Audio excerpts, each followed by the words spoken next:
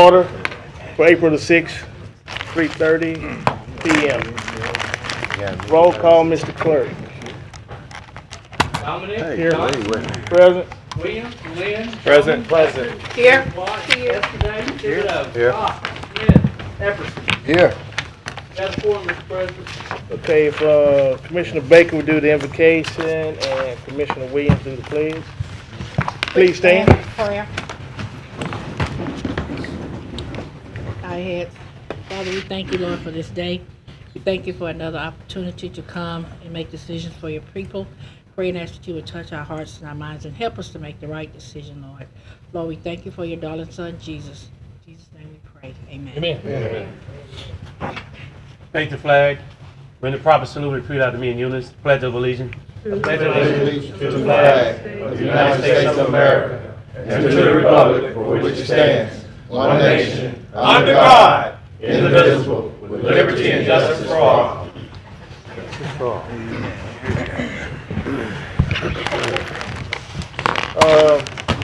Agenda additions, do have one at everybody's desk. Resolution number 22, 2015. Move that we accept this and add it to our agenda. Second. Moved by the chair, second by Commissioner Baker. See no one for discussion to add it to the agenda. Expand the agenda, To yes. expand the agenda to add it, okay? Please vote.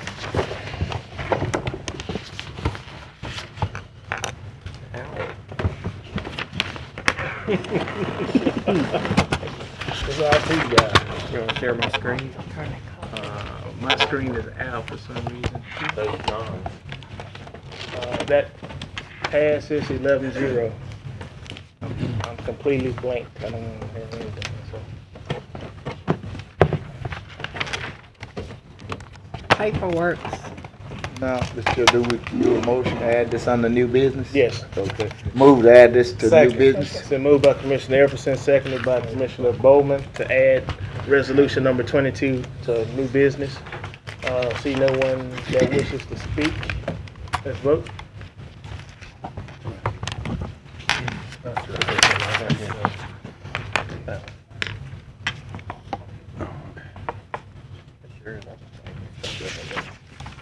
That passes, I think, 11-0. Yes, sir. Mr. Chairman, on the point of information, I don't know if the audience may have privy to this. Okay. Well, who's gonna read it once we get down Oh, to okay. the That's what I was gonna ask Dave. Okay. We're going by paper now, so it's gonna take a second. Citizen comments. Citizens who wish to address the commission must fill out a comment card and forward to the president, myself, or the clerk of the commission. And I do have a few cards here. First one I'll call up is Kyle Deal. If you come up, would you give us your name and address? Good afternoon. My name is Kyle Dill. I'm a resident of 9991 Pecan Place in Shreveport.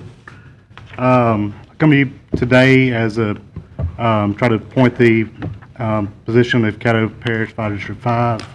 We had a board member pass away here recently. I've been asked to come before the board for y'all to vote on my appointment.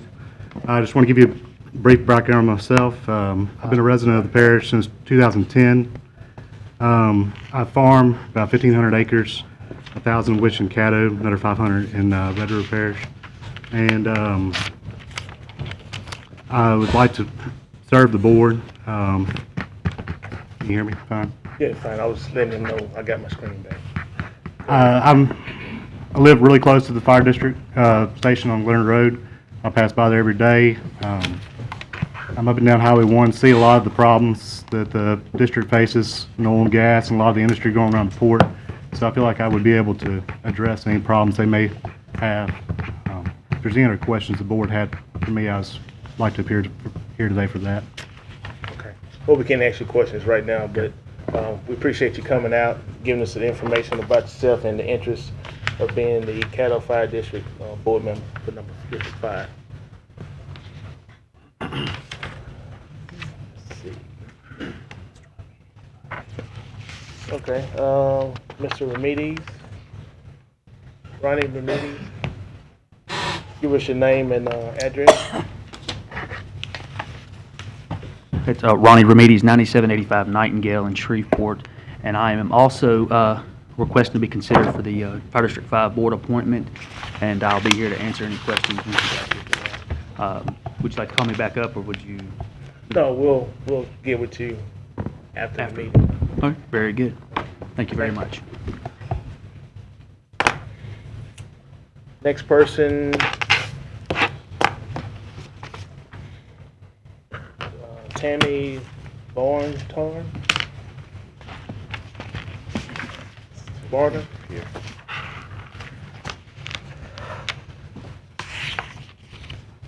Tammy Barton. My home address is 11 Cliffwood Place in Shreveport, but I'm here to discuss and just hear the details of the Moss Point situation. We have lake property there at 2948 Moss Point.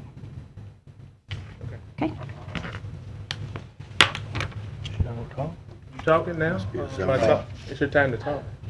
They're on the agenda, aren't they, Mr. President? They're on the Is it a agenda. zoning issue or is it just on as? That's just, I see it's on here as visitors, but there's quite a few people that's here to talk about this. Well, and I think I don't really have anything to say at this point. Okay. I'm here to hear my neighbors, and there may be nothing that I have to add, so. Okay, Okay? all right. Thanks. I got quite a few from Moss Point, so, Mr. Chairman, Mr. Clary Nash will handle that situation. okay. On So the agenda, he's he's gonna on talk the agenda. On behalf of all Right, those? on behalf of everything from Moss Point. Okay, We were told to fill out cards, we didn't know. Yeah, okay, yeah. I got you, no problem. Well, we'll move right along to, because that's, everything else is either on the visitors list, so we'll move down to visitors now. Under business, we have Ms. Caroline Newell, discuss issues related to animal services. Hey y'all, Caroline Newell, 705 Emberwood Circle, Shreveport 71106. I became involved in animal welfare with the Lucky and T-Bone incident, and we've since resolved that, but we think we need to continue. We think we need to keep a concerned citizen's voice. Yeah, I know we have a committee. I know we have a lot of people working on this, but it's just moving too slow. Now, I'll be the first to tell you, I don't know a whole heck of a lot about animal rescue. Little to nothing, really. They use terms, I have no idea what they're saying.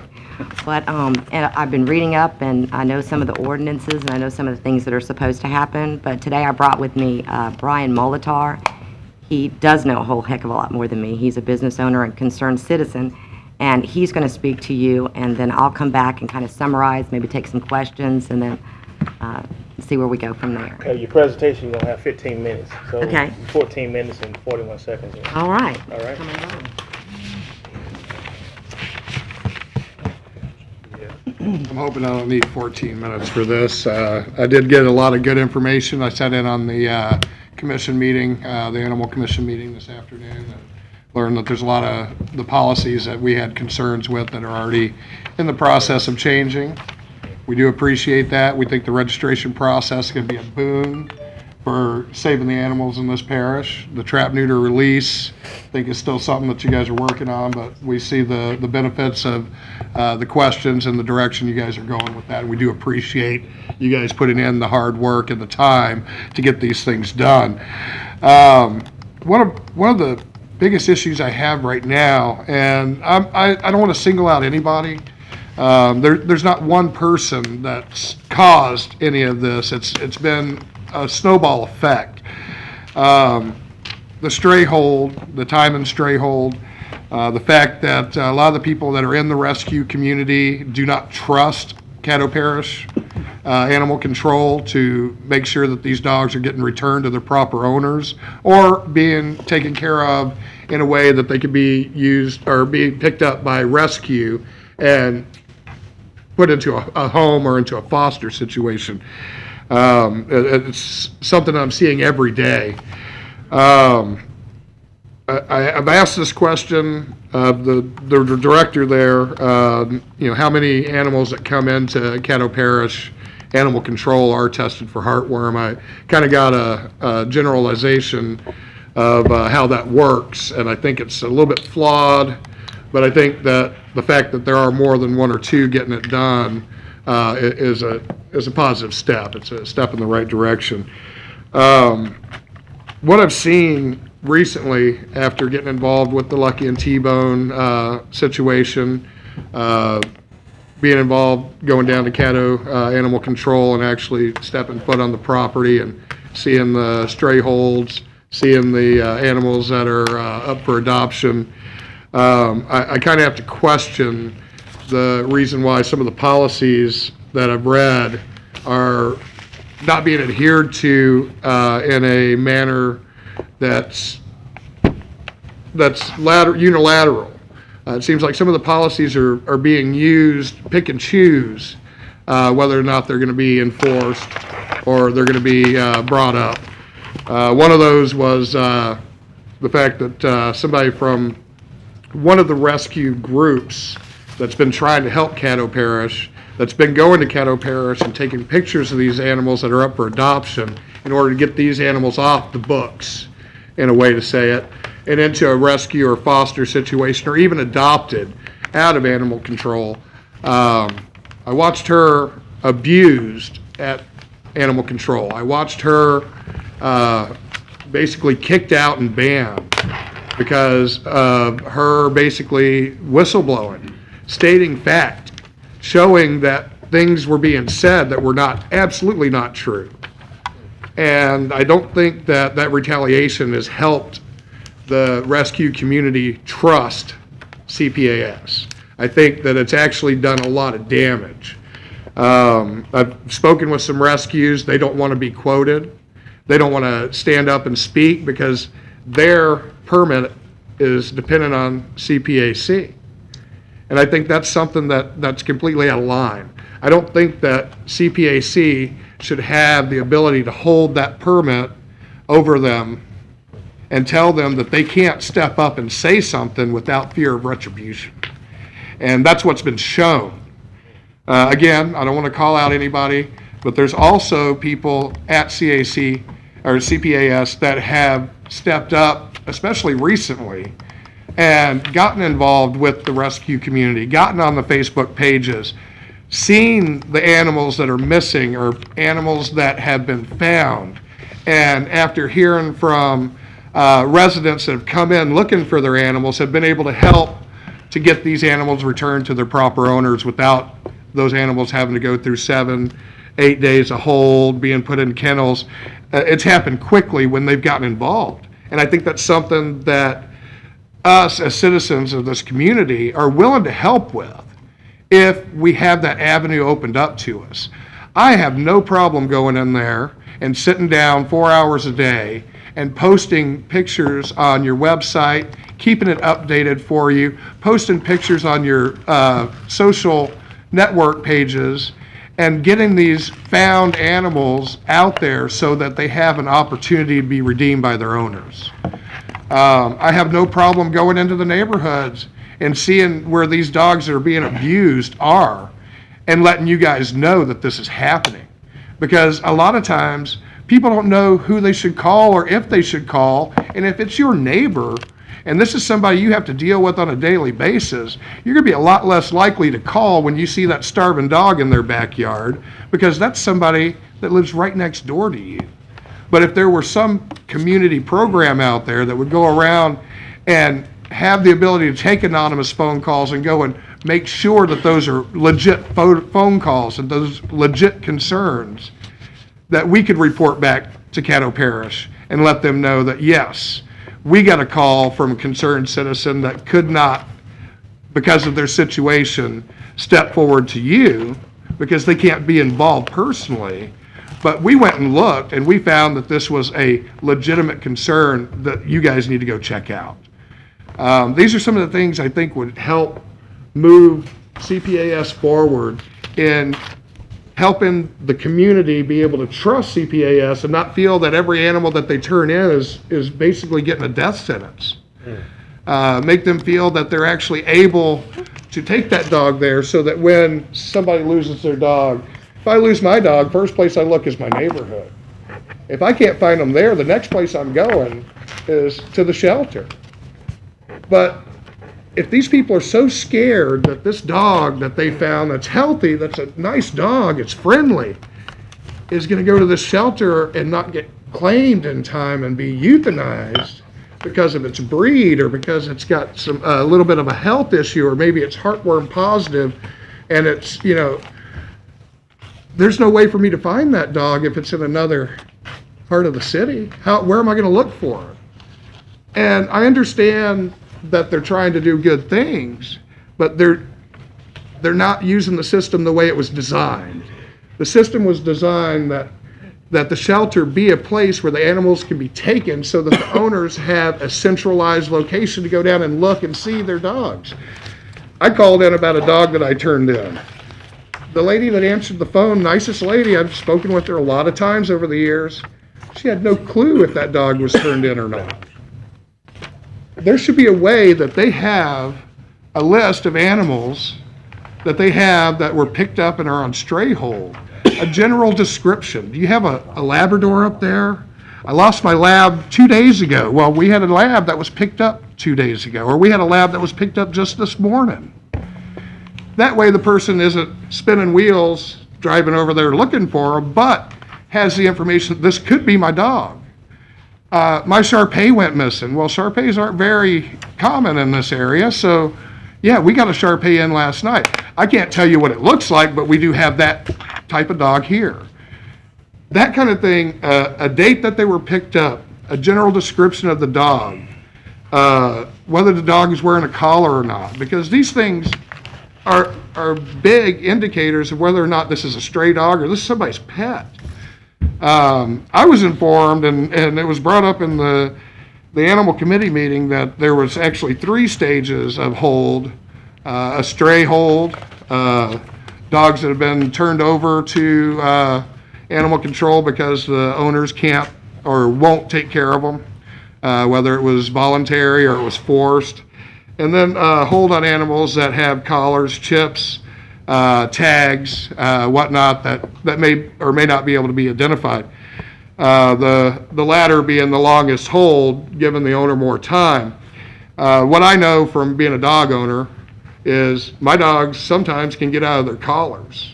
Sometimes when they try and get out of the yard, they get out of their collars in order to be able to slide under the fence. And, you know, we've done everything we can, but there's always going to be that one dog that likes to go out and see what the neighbor's got going on. Just because they don't have a collar doesn't mean they're not a pet. And 3 or 4 day hold on a dog that's healthy and you can tell is somebody's pet, I don't think is quite enough. I think even though you guys are having the issues with so many dogs coming in, I think those dogs need to be held a little bit longer as strays rather than immediately put into either adoption or euthanized, depending on the type of breed or whatnot. I don't know for sure that CPAS uses breed as a factor in whether or not the dog is an adoptable dog. I know a lot of counties, parishes, and states do. There's a lot of that. I think right now there is not enough work with the current rescues, and like Tractor Supply once a month does a rabies vaccination and microchipping. It's $15. You can't go to your vet and get it done for that. You can't get your rabies shot at a vet for $15 right now. This is something that the public should know. Everybody should know. And I don't see any of this educational availability being used by Caddo Animal Control. I see PetSmart. I see all of the larger chains.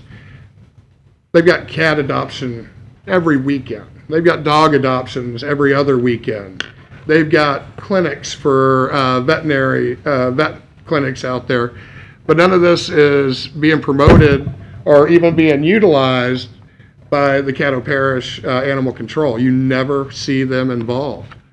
I asked the last time I was in here, why weren't they involved in the big PetSmart event that was going on in Bossier. I know it's Bossier Parish, but you know what? Doesn't matter where the animals are if they're getting adopted. If they have to truck 15 cats to Bossier Parish and put them in an adoption event, that's 15 less cats they have on the books. If they can take 10 dogs over there and get 5 adopted without any kind of hassles, and the number of people that come to these events multiplies the amount of availability for these dogs to be adopted. So there's a lot of things out there that just aren't being done that really should be and are really not anything hard to do. They've already got people working Saturday 10 to 2. What's a couple more hours? If we can get 10 more dogs a month saved and off the books. You know, I saw or I've read a lot of stuff lately about animal control since I got involved in this. Done some research. Living in the parish, one of the first things I did when I started getting animals was I went through and I read every one of the codes. I know what the laws are regarding livestock, fowl, feline, dogs. These are things that a lot of people don't do when they get a dog. It's an impulse thing.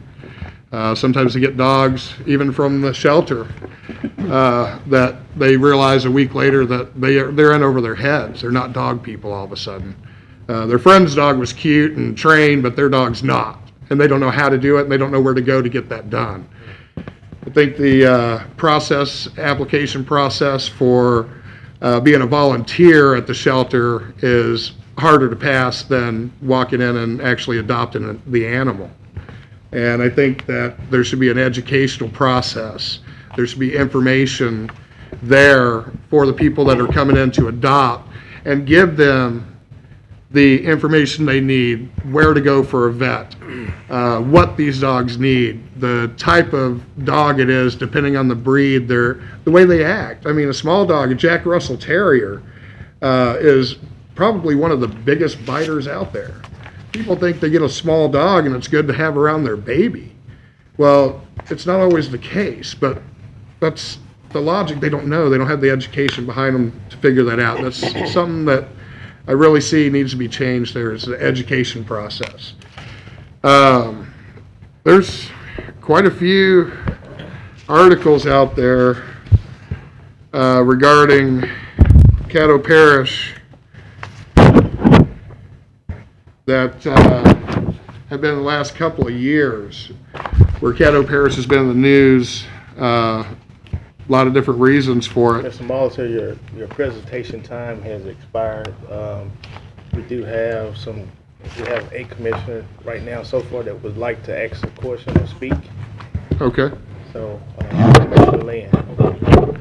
First, I want to thank you and I want to thank everybody in Animal Rescue for bringing everything to our attention. It is approximately every 4 months that a scenario happens that fills our auditorium, and we welcome that, and it brings our attention to an issue that we need to address as a commission body. And it's because of everybody paying attention that we are brought to the light. I speak for myself when I say that I can't do my job by myself. I need the constituents to bring my attention to issues that need the light shown upon them. And so I want to thank all of you for all of the attention that you have brought, not only to this particular issue, but to many issues in the past and many issues in the future that we will have, because no matter how much we improve, which there is a lot of room for us to improve, there is always new inventive ways for us to do a better job in the future. And along with commending you, I want to commend the head of Animal Services, Commissioner Gerald Bowman, because underneath his leadership, that committee has really blossomed and has been able to take on a lot of responsibilities that it has never taken on. One of the things that it's taken on is that the Caddo Parish Commission as a whole is the principal funder for Robinson Rescue, which does do free and low-cost spay and neuter to everybody who lives within Caddo Parish. And so your tax dollars that you and everybody here pays does go towards positive growth for the parish in doing free and low-cost spay and neuter to all Caddo Parish animals, both cats and dogs. We also, Caddo Parish Commission was the group that rallied the Red River Waterway Commission to give $285,000 for Shreveport for the dog park that will go in on the riverfront at Stoner. And it is your voice, the Cynthia Keith and her sister's voice that brought up that, you know, we need a dog park, we can do it, and did comparisons to other cities. We looked at other cities that had dog parks, and we said, well, you know, we need to serve that aspect of the community, that basketball courts aren't made for basketballs, they're made for the humans that use them, that dog parks aren't made for dogs, they're made for the humans that pay taxes that use them. And so this level of service is delivered by Caddo Parish to the taxpayers because of people bringing it to our attention. And y'all coming to the meeting brings things to our attention that we need brought to our attention. And so just know that any time in the future you need something, feel free to call any of us on that issue, and you're always welcome to call me first, or whoever that you feel most comfortable with. And know that am I past my past 7 minutes yet? that you're welcome. He can call his commissioner. You can call your commissioner. Call your commissioner. I guess the president is your commissioner. Fantastic. I'm glad that somebody in animal welfare lives in a district other than District 4. Yeah, and exactly. So and I think you might be one of the few. Do a great job, and we do appreciate what you're doing for us, and we just want to see it happen fast. Keep bringing it in. As you witnessed in the animal services meeting, that action is helping, and action is happening through legislation from this body as a whole, and know that we are moving towards target zero through catch, neuter, spay, and release with cats. That is a goal, that we have goals, and it's a matter of education of us, and you, the people, educating us, the elected, so that we can serve you better. Thank you. Absolutely. Hold on, Commissioner Escudé. I appreciate what you do. I would invite you to continue working with our committee. You know, this is an issue that, you know, for a lot of people, you know, very passionate about it. For other people, they could care less about it, and some people have other issues that take up their time and all. And, you know, we just can't. People just can't do everything. But it's important to us. I mean, in a perfect world, we'd love nothing better than not have to have the animal shelter, you know. But over the last couple of years, we've worked hard to try to improve. And I know you said progress is slow, and that's true. It's just government, okay? Yeah. It's not. We have, and the part of the problem with that is if we have ordinances on the books that I didn't write, or people way before us did, and those are laws, and they have to be changed, and that's a slow process. And certainly we're in the reviewing some of those. You know, the what was the two dot Lucky and what's his name? T-Bone. Lucky and T-Bone. Okay. Yeah. Well, you know, it brought, you know, you know, when we were called to go out there, as you know, and we picked up those dogs, and the last thing in the world we wanted was something bad to happen to those dogs. Now, because of policy and ordinance and some state laws, you know, that we need to look at, we didn't want to hold those dogs as POWs beyond any length of time, but we certainly have a responsibility and a liability to release them to anyone, regardless of who it is, if they're unhealthy and if they're in bad shape. So, and I know it got real emotional and all, but those dogs got great care. I checked on them. I mean, and right. Once it was once they were okay, then we're turned over. I saw the great care, and I wanted every animal to have that care. Exactly. That's a good point, but the point I'm trying to get at is we need to tweak our ordinances so that we could expedite that process. So if you'd have wanted to pick those dogs up that day, you could. Now, here's the kicker to that. You know, that would mean more than likely that you would, as the rescuer or rescue organization, would want to sign a waiver of liability. Say, we will take responsibility. These dogs are sick. We're going to take responsibility for their care, for their health and welfare, and for any damage done to the public. And that's a big step. Started carrying those forms in my car.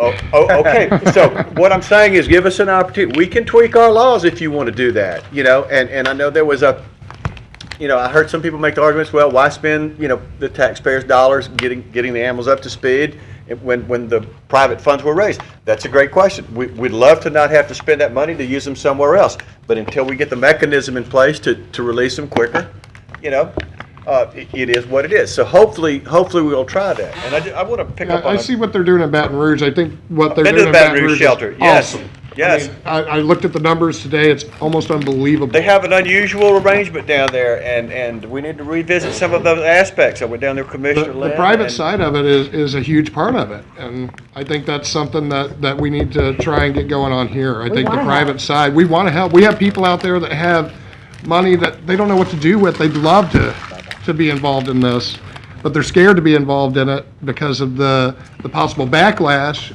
of them being involved in it because of what's been going on with the shelter in the past. Well, okay. Yeah, I understand that. And that's going to change. That's going to almost have to. We're almost going to have to just take a deep breath and step back and say, let's. As hard as it is, let's move forward and see what happens. And then shame on us because I think we're on the same page. I have 2 cats and 2 dogs. Believe me, nobody can say I don't care about animals. I love my animals. In fact, a year ago, my beloved cat, Marcellus Wallace, I have to tell you where I got that name, he doesn't show up one day, and that happens occasionally with cats, just had him for years. Well, I didn't realize it. My wife says I was depressed or mourning, so, for a couple of weeks. I didn't realize it. I missed my cat. I looked for him every day, and after 2 weeks, I just got, okay, he's not coming back. She went to Mr. Ebarb's, woke up one Saturday before I did, and went and got me a new cat, and it's Jimmy Graham, because I'm a Saints fan. And Jimmy is a great addition to the family. So let's see. If you think we don't care, it's just not true. I get as much out of my animals as I'm sure you all do to yours. Let me ask you a question, if I may. Sure. You don't have to answer, as I found out. Sure. But if a stray dog came into your backyard and your neighbor, it wasn't theirs, what would you do with the dog? The stray dog. Well, first of all, I'll look around the neighborhood to make sure. People generally post. Nobody's in the neighborhood. You can't. Nobody in your neighborhood. You can't locate. Well, I'll tell you what. You asked me a question. You want an answer. I'll give you a fair answer. I'm at a little bit better position than you are because the last time I had a stray, I took him to Mr. Harris and I said, Mr. Harris, this animal damn well better get adopted. And he guaranteed me. And it did. Okay, but I just said I have a little advantage that maybe you don't have. Right, and you have to understand the point of view and the emotions and passions. We get that. You've got to be logical, but we'd love to get there. We would love death sentence to take it to. We'd love to get there, but what you're talking about, if you think about it now, once the animals are unclaimed, it's like an orphanage for animals. Right. And this is not a perfect world. And when you go to the orphanage, who are the kids?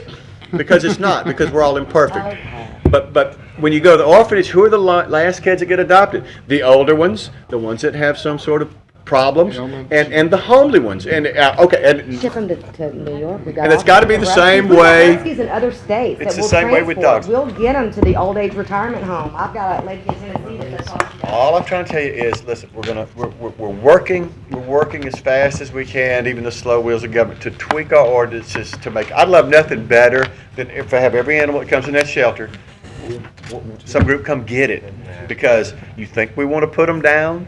You think we want them to get sick? No, I know you don't. It's not what we want to do. But now, we know a lot more than we did years ago, and we're a lot more engaged. As Mr. Lynn said, we were one of the first partners with Robinson Rescue. We've continued to fund it when the original funders have backed out. Right. And we're committed to that, and we're committed to other things. About 2 months, it takes a long time just to get on the schedule. Well, Well, that's a good thing. I guess people are using it. That's a good thing, you know? In that time, there could be a... Okay, all right. Appreciate what you do. I just want you to know, most of us are on it. We love our animals, okay? Thank you so much. And, you know, like I said, we wanted to see things, it's a different time, different era, some of the laws are outdated, and this is the way we get progress. Absolutely. We can still understand. All right. Okay, you Hey, don't... now don't trade in Jimmy Next. Graham, whatever you do. I'm not. I just want to say, as far as the chairperson of the Animal Service Committee, I also want to thank all the citizens, as well as Caddo Parish Commission and the Caddo Parish Animal Services, Mr. Harris, as well, because it's going to take all of us, again, as I've stated before, we're better together. So all entities, we have to work together to make sure we can be productive and progressive in this parish. And so it's going to take buy-in on everyone's behalf, but it's also going to take support on each person's behalf. And so with that being said, thank you. Thank you very much. Thank you. Just 30 seconds if I can, just to wrap up. Just a quick little wrap, little quick little wrap. Got the clock on. Okay, okay. The main issue is trust though, Mr. Roman, the main issue is trust. If we can build a little bit, you know, we want to help and I know you guys want to help. We've got to figure it out. I don't know. I think Brian would make a great public liaison. He's got all kinds of time on his hands. I got a job for him. I got a job. He did. Okay. Yeah? Without the knowledge. Okay, so I would like to now ask for a sponsor for the next meeting because you ain't heard the last of me. Thank you very much. I'd like to be put on the agenda, please, Mr. President. Okay. Thank you so much. If I could have a little more time than 15 minutes, I might could get 2 speakers in there. A little more time than 15. 15 minutes. So That's all I get? somebody- Okay. Thank you very much for your time. I appreciate it. We do have committee meetings that you can come to. No, I don't want to disturb that. I just want you to know what the citizens are saying, without there being an agenda, without there being somebody beating on you, you know, just... Well, the committee meeting is one of the places you can come for that, because that helps guide the subcommittee in the direction that they need to go into. So, I mean, it would probably be more beneficial to have it in the subcommittee meeting. This has been going on since 2007. I read a resignation letter by a man, I won't say his name. He since has passed away, and this was a 5-page letter that spoke about atrocities. And when I first spoke here, I talked about transparency. You couldn't get in the door. I'm not saying anything wrong about anybody, but as soon as I can walk through the door and feel comfortable, I'll stop coming. But I'm going to be here every meeting. I'm going to ask you every time. I'm going to ask you for sponsorship. Hopefully you'll let me have it. And you'll let me keep coming back, because we cannot keep putting a Band-Aid on this issue. You have, this is broke.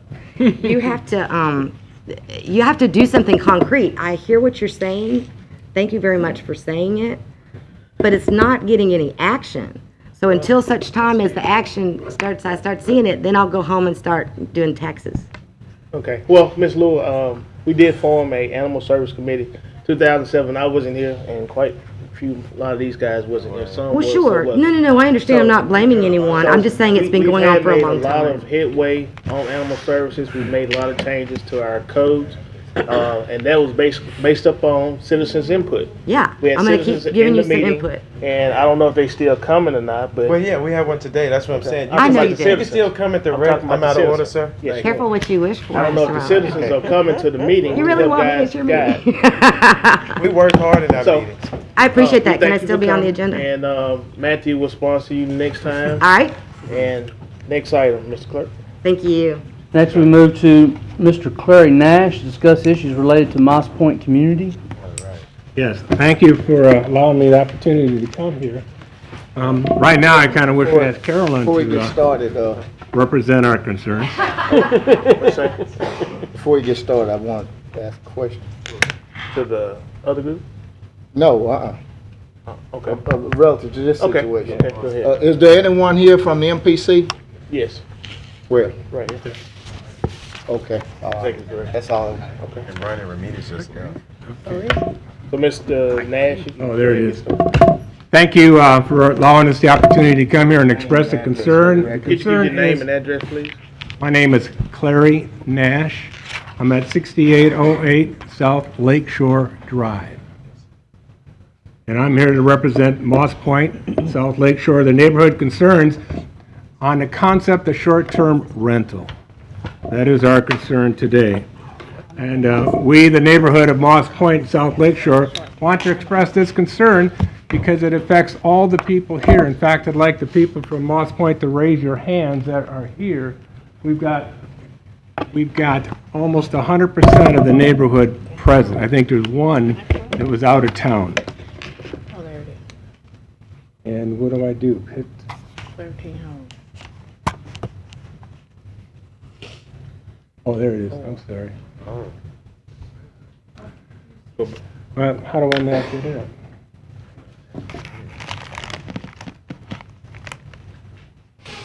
You can tell I'm not PowerPoint savvy. Our specific issues, there was a weekend in February that we had a large party next door to our house. They had a boom box going until 1 o'clock in the morning. There was ample people there. They were screaming and yelling and drinking.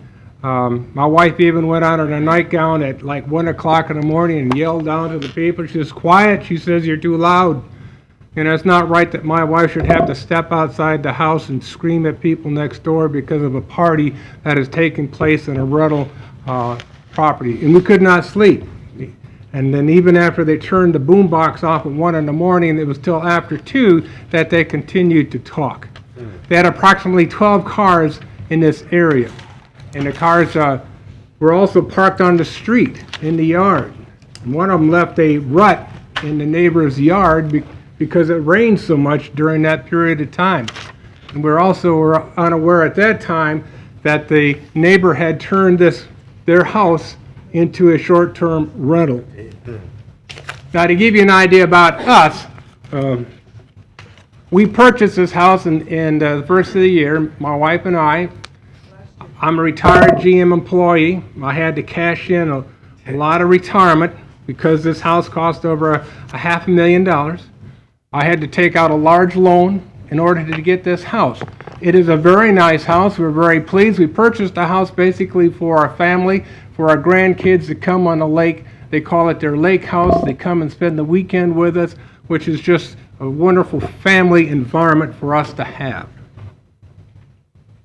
To give you an idea of the proximity, you see that brown house to the left there on the left-hand slide, and also the one on the right. That shows you how close at that one particular corner of the house is only like 4 feet from the fence line itself. So that shows you how close that house really is to us. There's another viewpoint. You can see the house, how close it is to, we have a little lake house down there with a boathouse. You can see how close it is. And on the porch area itself, on the next one, you can see how they can look down because their property is a lot higher than ours. There's really no privacy involved. I mean, there's just no privacy there at all. Okay. So for us, we had to cash in different money. We have a privacy issue. We have a safe environment for our grandkids because we never know who are there. They indicate that they do screen the people on this particular website that they're listed, which also lists hotels on it and bed and breakfasts. Yes, I'm sure they are screening these people, but there's like 12 cars that one night. All 12 of those cars aren't being screened. You don't know who's coming in. Okay. So the concern again for the neighborhood is privacy. The background checks, they're only limited to the people. Several parties have had 8 or more cars spend the night, up to 12 cars for that one night. And they give you a picture of the cars, you get a better idea. And this is from our balcony that we could look down and see all those cars.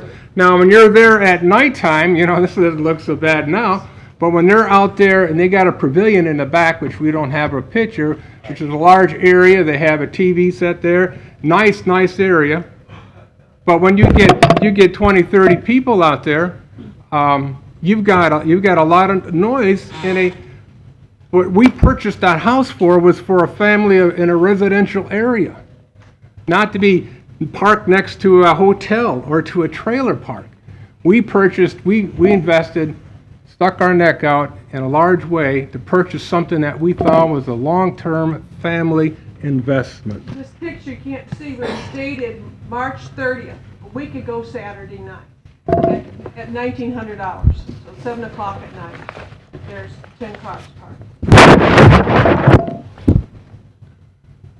So it's not like you can establish a personal relationship with a neighbor because every weekend we're going to have a new neighbor. It's not like we're going to get a personal understanding of respect for each other because it's a new neighbor. Our neighbor to the left, you know, I approached him. We got a wooden fence like the one in the picture on the left side, and he's got a chain link fence. And I said, Mr. Smith, how about if I just take that wooden fence down? So out of respect to him, I asked him, and he said, well, personally, I enjoy my privacy. I wish you'd leave it up. So I'm going to leave his fence up because he enjoys his privacy. But right now, we do not have any privacy. And we would like to have some privacy too. So we got strangers there all the time. There's strangers driving into the neighborhood driveways. And that's part of the reason that they're here also, because it affects them. We've got 3 other potential rental properties could be doing the same thing. If this concept is approved, it's gonna blossom. The owner's not on the property to address an issue. He's not there. Well, who do we call? When I found out, initially we didn't know that they had turned this into a rental area. Otherwise, I would have called the sheriff's department the first night. But out of respect for our neighbor, I thought it was him.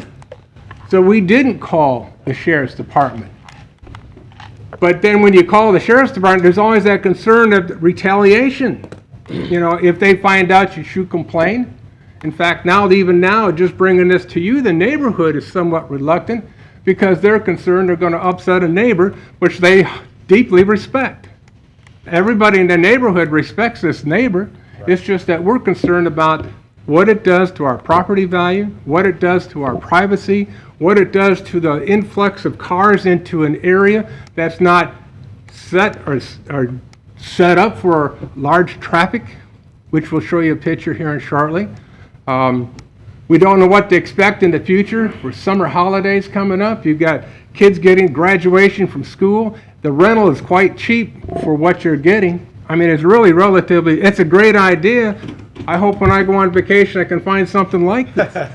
It is great, but it affects the neighbors. And so if you got a college graduation and they hire out this room and it says capacity of 8, but guests are welcome, right. Well, how many does that mean? I mean, you could have a whole group down there and having a party to all hours of the night, and then we'd be up all hours of the night, or we'd have to be calling the sheriff's department.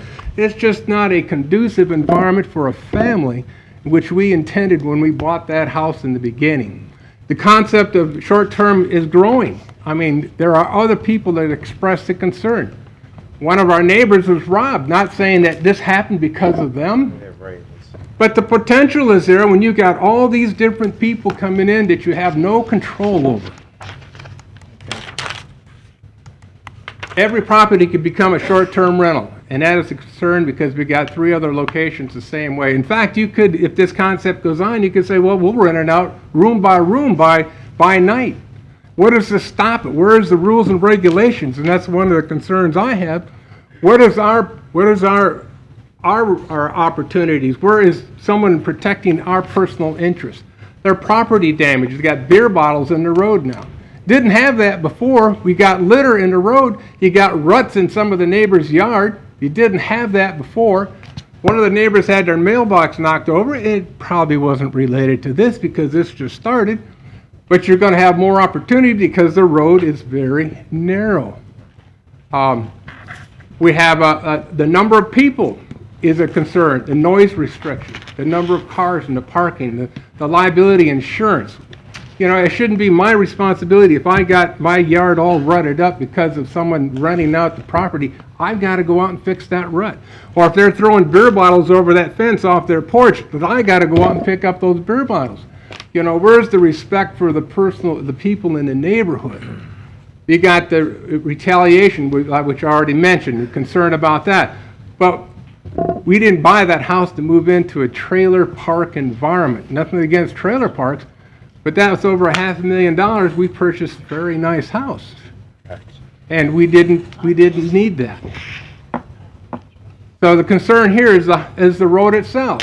The road is very narrow. In fact, that picture at the end of the road there is a truck. You cannot drive down there and turn around. And you can see that the car has to sit that far out because they came in and dug these great big ditches. Some of them are 4 foot deep. In fact, one of the cars from the rental, they got their car off the road and stuck in the ditch, and they had to get a tow truck to come out there and pull them out. And they had to sign a release saying they wouldn't hold that company liable for any damage done to the car because it was laying on its side. And you had to pull that out. And so you got these ditches there. That's the service truck, a Music Mountain service truck. He has to back in from South Lakeshore, stop at the top of the hill in South Lakeshore, and back in, as well as our garbage truck. Back in, all the way in. They cannot drive in and turn around. He has to back in, narrow the street. Yep.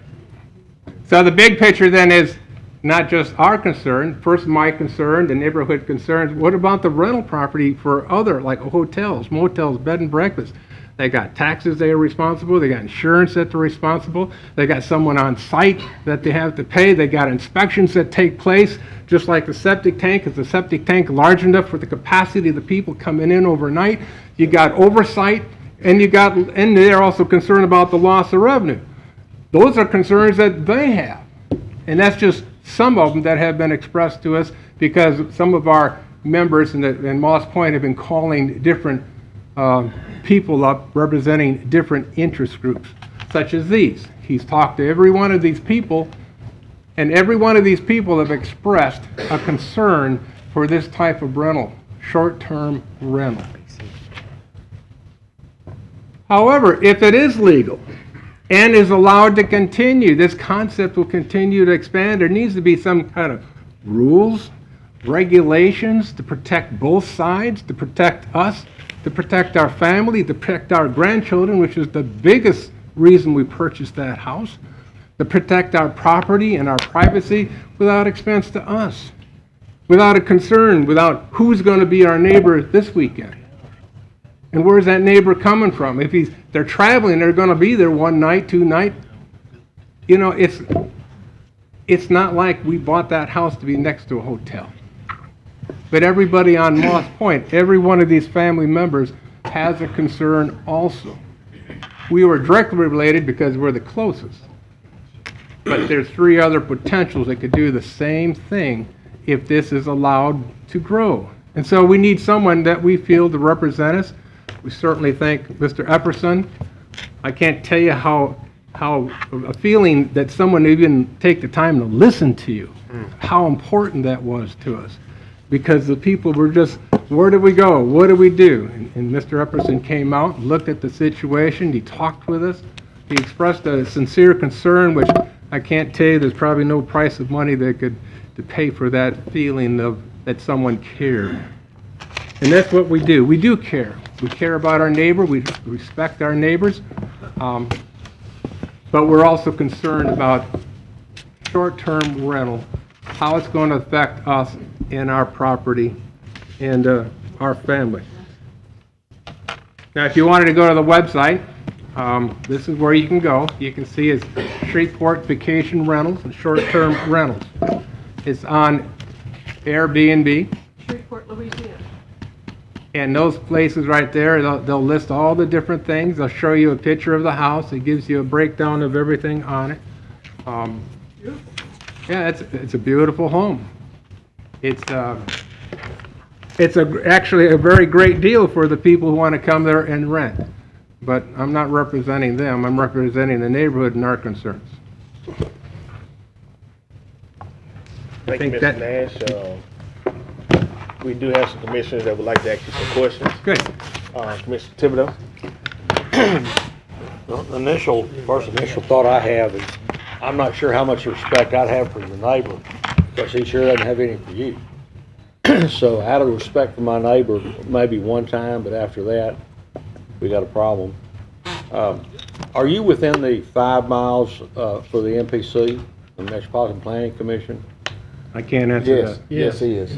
Has anyone spoken to the zoning in MPC? And if so, well, if I understand correctly, that this is not a zoning issue, which we thought it was. We thought it had to be zoned. Homes are usually RA, and if there's going to be rentals, there would be a different type of zoning for that area. Mr. Thibodeau, could I give you a point of information on that? Sure. After my meeting with the residents, they stated that I think Mr. Alan Clark had came out and said there wasn't anything he can do. And after further investigation, I think I received an email through our attorney's office that there was an administrative decision that was made by the MPC for this to happen. That's my understanding. That's why I had them to come down today. Wanted to make sure that a representative from the MPC was here.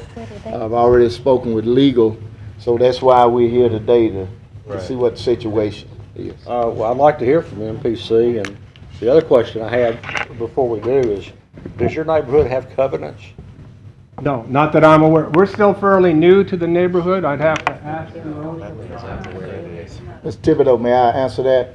I also engaged them in the meeting, told them that what they need to do to research and see if there are covenants on file at the courthouse, and also asked that they would organize a homeowners association. Yeah. They can go ahead and get some covenants, but I'd like to hear. But to respond to your first comment, I called our realtor because we're still new, and to find out that this happened after the fact, where do we stand and what are our rights and what about our property value? Is this going to be affected? And I said, well, there's that sense of respect. And she says, Clary, they don't respect you. Right. If they did respect you, they wouldn't be doing this in this type of a neighborhood. And the fact that they didn't even talk to you, they didn't even discuss it with the neighborhood. She said there is no respect. Well, that's why I want to find out about the administrative decision that was supposed to have been made by the MPC, because if they made that kind of administrative decision, they don't care much about you either. That's but true. I don't know that they did, so I'd like to hear from them.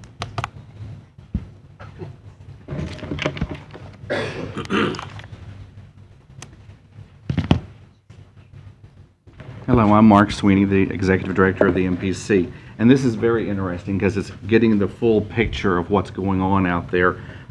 This kind of can be broken down into several pieces, and let me try to put that together for you.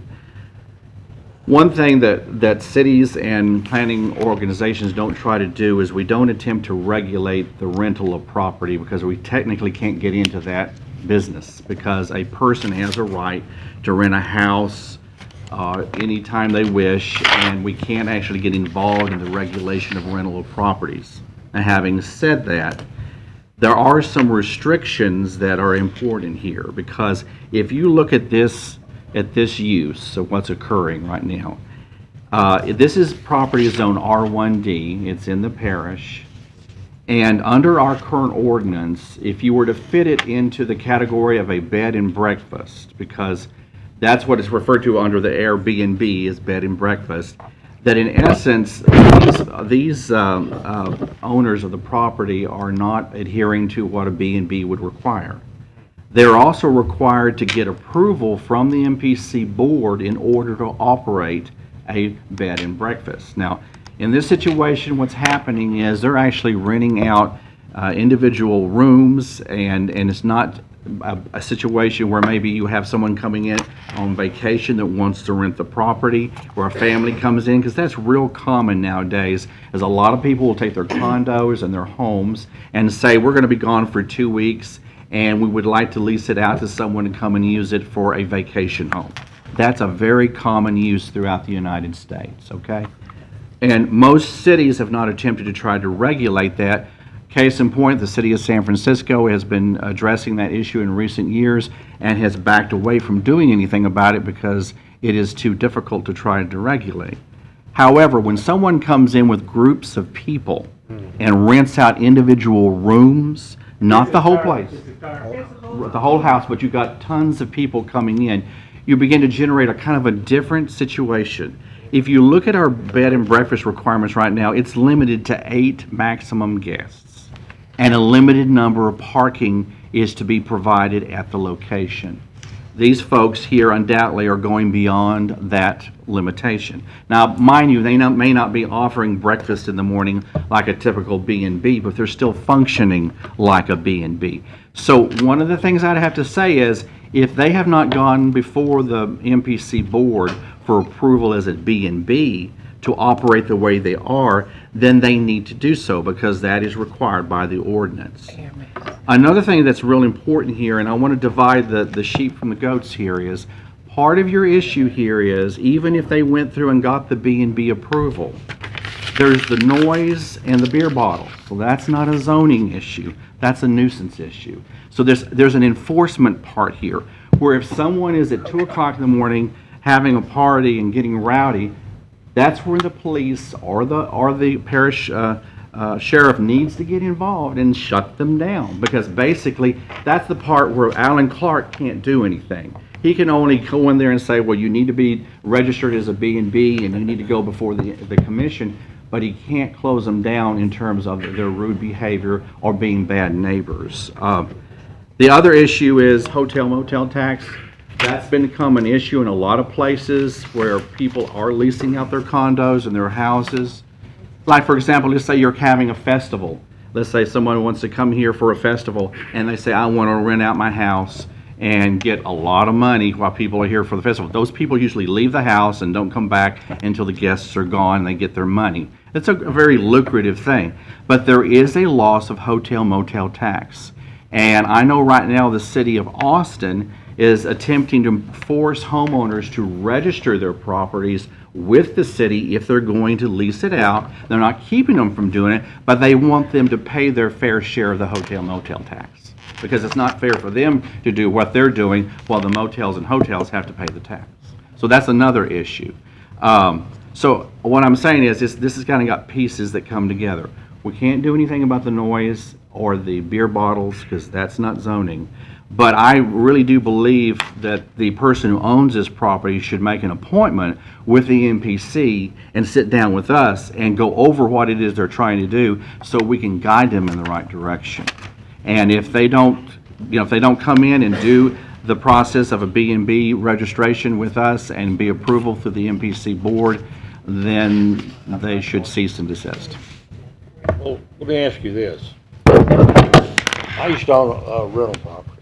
and if I were to buy a big house and I wanted to bust it up into 2 or 3 apartments, I have to come see y'all about it. That's correct. That is correct. Well, instead of doing that, why don't I just tell people I'm going to rent you a room by the night, and I'm going to let you rent it 30 days in a row? Then I would never have to go to you for anything.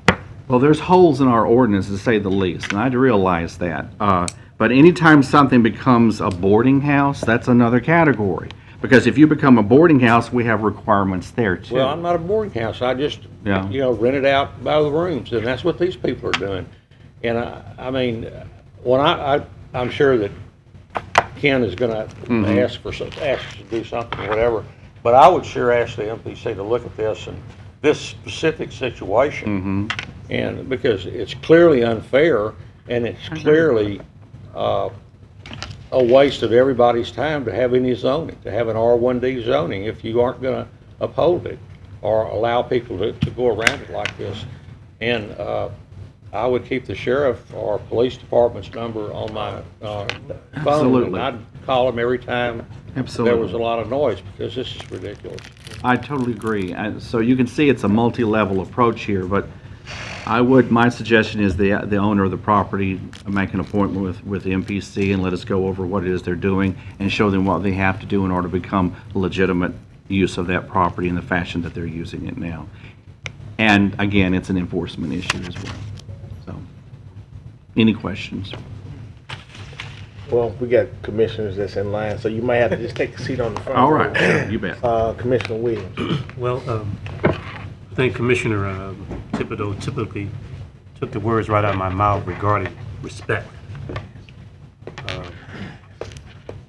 Also, I think it's an unfair business practice to mix in a business inside a residential area.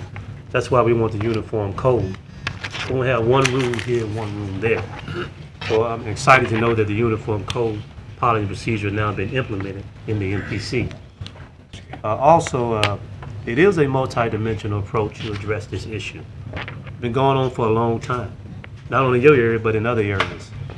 So the uniform code, does this fall under the property standards at all, committee? But we can maybe, since we don't have a short-term rental policy, could we establish a short-term rental policy in the property standards committee?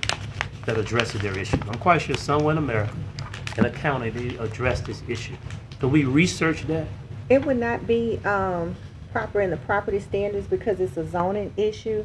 It would have to be referred to the MPC for research for a recommendation back to the commission. But it would be properly addressed in the zoning ordinances. You said MPC and ZBA or just MPC? MPC. But I believe there's a model that we can look at across this country that probably addresses their issues. Their staff would come up with a recommendation for the commission to incorporate within the zoning ordinance to bring before you all. Well, I'm gonna follow the lead of the commissioner that represents that area, but I do believe that people ought to respect one another. That's right. That's why you moved out there. Peace and quiet and quality of life for you and your children. And I do feel that it is an unfair business practice. That you can come in and ride your cars all through people's yards, all that noise. It's just not right. And something needs to be done. And I hope that before we leave here this month, that we put a fast track on this. Because you know how the wheels of government, it can be slow. But this man that represents you make things move fast. We certainly appreciate him. So we hope that we're going to be supporting Commissioner Epperson in whatever he does to ensure that you have peace and tranquility and equality in your rural area, that you moved in, and that you paid your property, you pay taxes. Thank you. As Yes, well. we do. So we hope that, and that your neighbor will recognize, do unto others you have them to do unto you. And this unfair business practice must be stopped, and it must be stopped now. Thank you. I knew New Orleans, I was told, has addressed this issue because it became a big issue down there, and they've addressed it and put things in place to control it. So there might be a model out there. But my final comment, through the legislative branch, we can introduce ordinance to address that issue, can we? You can, but it has to be a zoning ordinance, not a property standards ordinance. But if it's zoned for residential right now, wouldn't that have to be changed to We can something amend other? our ordinance we already have that addresses this particular issues. We don't have to end it, just amend it to fit what they're trying to do. Yes, but you have to amend the zoning, not property standards.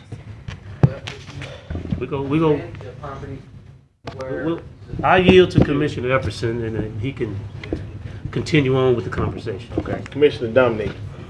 Stand right there. Commissioner Dominique. Okay, is Mr. Nash, right? Yes, sir. How many people are on the Moss Point? I see all these people shaking their head.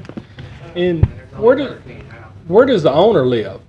Right here, Okay. she's represented here. Where does she live at? She lives in town. Okay. So I blame, Let her speak. Well, I think that, I do think that y'all need to get on the phone to the sheriff's office, since this is outside the city, to issue the beer cans, the loud noise. I know we have a noise ordinance. And then again, I know that Mr. Sweeney said that the owner needs to come to you, but I think the MPC needs to reach out to the owner to see what we can do immediately to address this situation. Otherwise, we're definitely going to have to do some type of ordinance or look at mending something, because you guys got to have some relief. This is not what this stuff is set up for. It's not doing up in the rural area, in the rural countries, where y'all have a 40-acre tract and your neighbor's got a 40-acre tract where I'm from. I mean, these are $500,000 houses.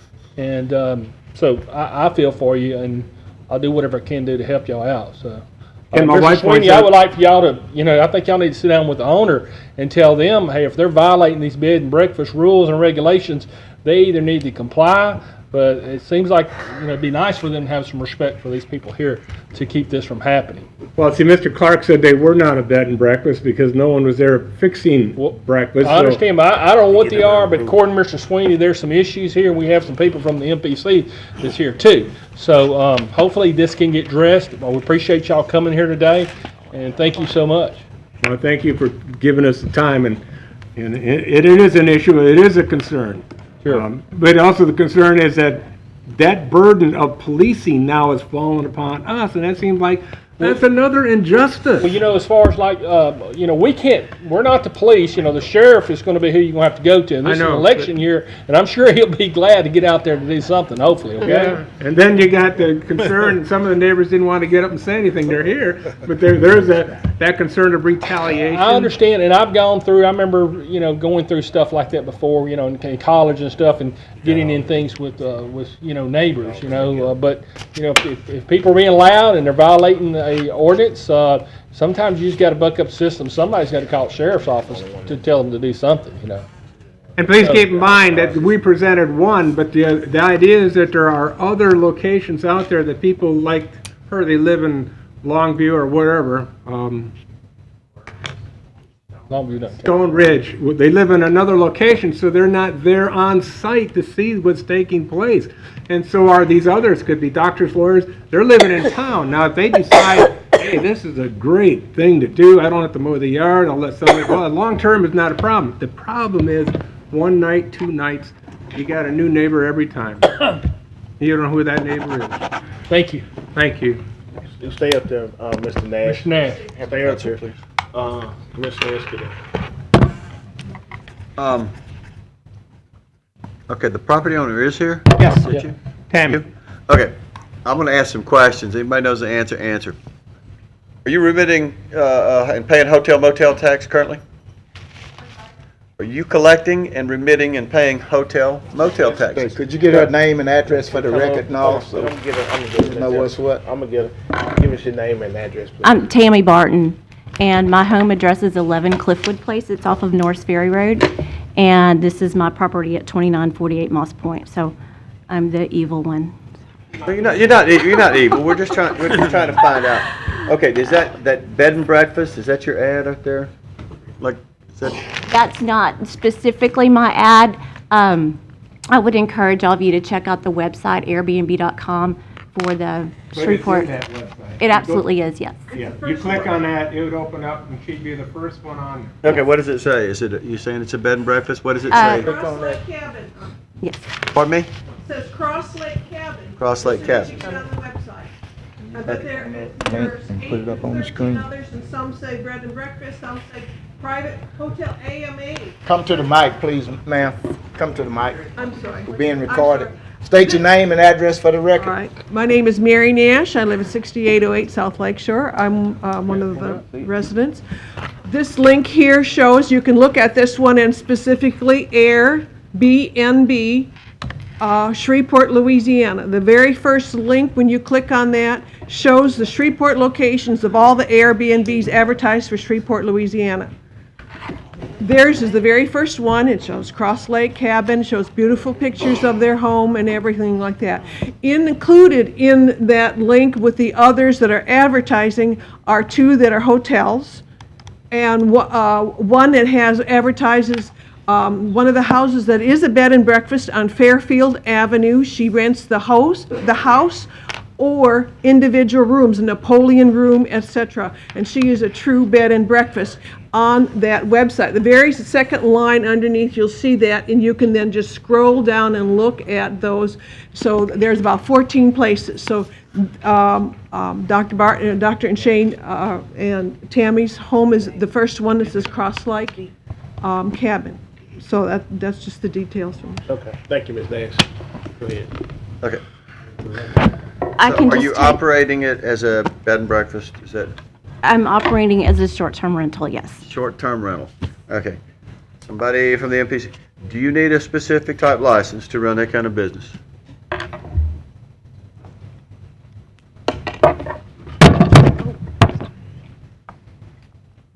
Again, short-term rental does not require a license. Require a license. But the reality is if somebody wants to come and do that, they can.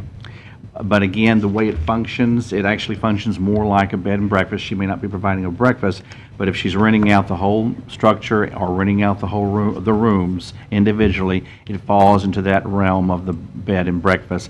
That's why the website says Airbnb, bed and breakfast. It falls into that definition under our current ordinance. Okay, ma'am, do you have a business entity set up that you're booking this thing through? Sure. If I could just take just a few minutes, I can kind of answer explain. my question. Okay. I'm not trying to beat you up. No, and I don't feel like I'm here on the defensive either. Do you have An LLC or something? Yeah, an LLC. I mean, No. no business entity. No. So you're not registered with Secretary of State? No. You're not collecting or remitting any kind of rental taxes on this? No. Okay, hotel motel taxes.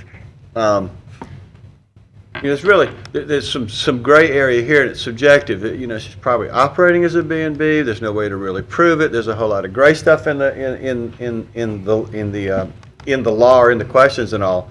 But if, in fact, it could be proved that you are operating as a bed and breakfast, if they can determine that fact, then you need to have business license, and you need to be collecting hotel motel taxes, and you need to be on file with the Secretary of State. So you've got other issues. So I would encourage you, based on that ambiguity and lack of clarity, y'all all get together and try to figure this thing out. Because if one of these points I just mentioned can be proved, sheriff can go out there and put a lock on your door. Just like that. Okay. So the other issues, the nuisance and all that kind of, call the sheriff's department, guys. That's what they're there for. And I believe on that night of February 20th, the sheriff's department should have been called. Absolutely, they should have been called. That was uncalled for. That was not how that guest represented themselves at all. Oh, I'm sure you don't want. I'm sure you wouldn't want that. And I'm sure you want to do the right thing. I'm sure everybody wants to do the right thing. That was one of our first experiences. My only suggestion is, I think y'all can work this out. And try that first. It's much better than us having to pass some ordinance that will deal with one situation here and then screw up stuff that's not even germane. Really, there's not many areas like this in lakefront property. So the potential, as he mentioned, could for this to happen, could be, but it's not great. It's not widespread because nobody's going to be doing that in the middle of Broadmoor, because there's no reason to do it. Right on Corby's Golf Course. Pardon me? We're doing it right on Corby's Golf Course. We're also doing it at Stonebridge. Sir. Can I have 5 minutes? You can come up and... Yeah, you can, but listen, let's stick to Caddo Parish. I really don't care what they're doing in Bossier. Well, they've got ordinance Give us your in name Bossier. and address, please. We have different ordinances over here. Hold on, John. Give us your name and address. Well, that's what I want to talk about. Glenn Griffin at 2906 Moss Point Drive, or Road. It's getting real popular everywhere. They started one at Stonebridge. I talked to Sam Maglia today. They have ordinance about a bed and breakfast. The property owner has to be on site. That's the only way they allow short-term rentals. A lot of cities are passing 30 days or less, falls into commercial use. You should be zoned for commercial. And, they're renting a room on Corby's Golf Course, $49 a night. The neighbors probably don't know it, but there's on-site property manager. We just feel like this is commercial use, and it should be zoned that way, but you would have to change the ordinance. I've talked to the Stacy Brown, head of tourism for Shreveport Bossier. She's said we have our full support. Tom Luby, who's president of Hotel Motel Lobby, says we have his... Well, of course you do. They're out revenue. Of course you do. Well, you act like it's a small thing. I mean, it is huge I'm not acting like it's a small thing. I'm saying, of course you have there. their support. They're losing, potentially they think they're losing No, tax. but you're saying, it's not going to happen in town, but it is. You pull up any of these cities, I mean, it is widespread. Mr. Sweeney, I hope to make a mental note, this is something that needs to be addressed in the UDC. If it's not being, it certainly needs to. Y'all check on that for me. Bed and breakfast implies somebody's there, on-site property manager, and got a grip on things, but... Well, y'all brought up an interesting point, and like I said, hopefully you can work your situation out. We're going to have to address it as a way of the future, and it will be in the UDC, and hopefully y'all can work out something amicably and take care of this so that whatever's in the new codes and ordinances that adopted, you may be grandfathered in or left alone or something rather than a cookie cutter thing. I hate cookie cutter things because if people come together, a lot of times, communities are diverse and are different, and so are neighborhoods, and everybody can coexist on a happy plane. But we brought up an interesting dilemma. Thank you. Thank you, Mr. Chairman. Thank you. Commissioner Bowman. Yes, and I'll be brief, so I can let Epperson. I just had a question. For people who are renting, are they told that they're allowed to have parties or to have this loud music? Is that inclusive into the rental fee? No, it's not. It's not permitted for parties at all. In fact, this episode on February 20th came to a huge surprise to all of us. And honestly, the police should have been called. It was completely out of control. Something that I did not expect at all. The website now, as well as we have signs posted for parking limited to 2 cars unless we're otherwise notified, a posted sign. There's house rules and safety rules posted inside the home now. This is a unique property basically for families and business travels that don't want to stay in a hotel, that need more space.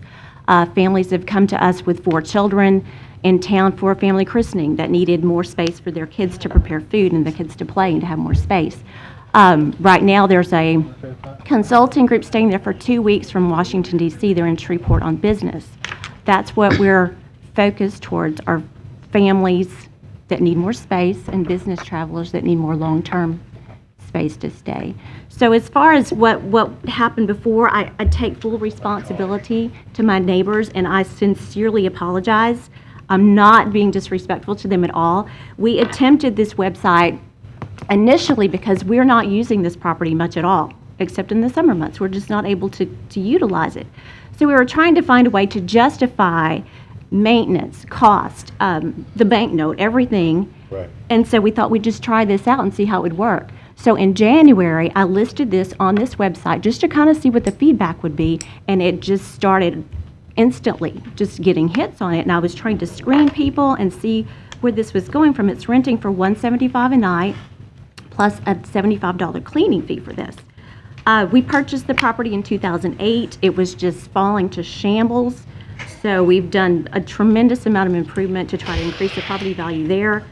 Our family loves the place. I did not want to sell it, but I had to find a way to try to help justify the cost of everything. So we're trying this. We're going to, we're trying to kind of see how it works.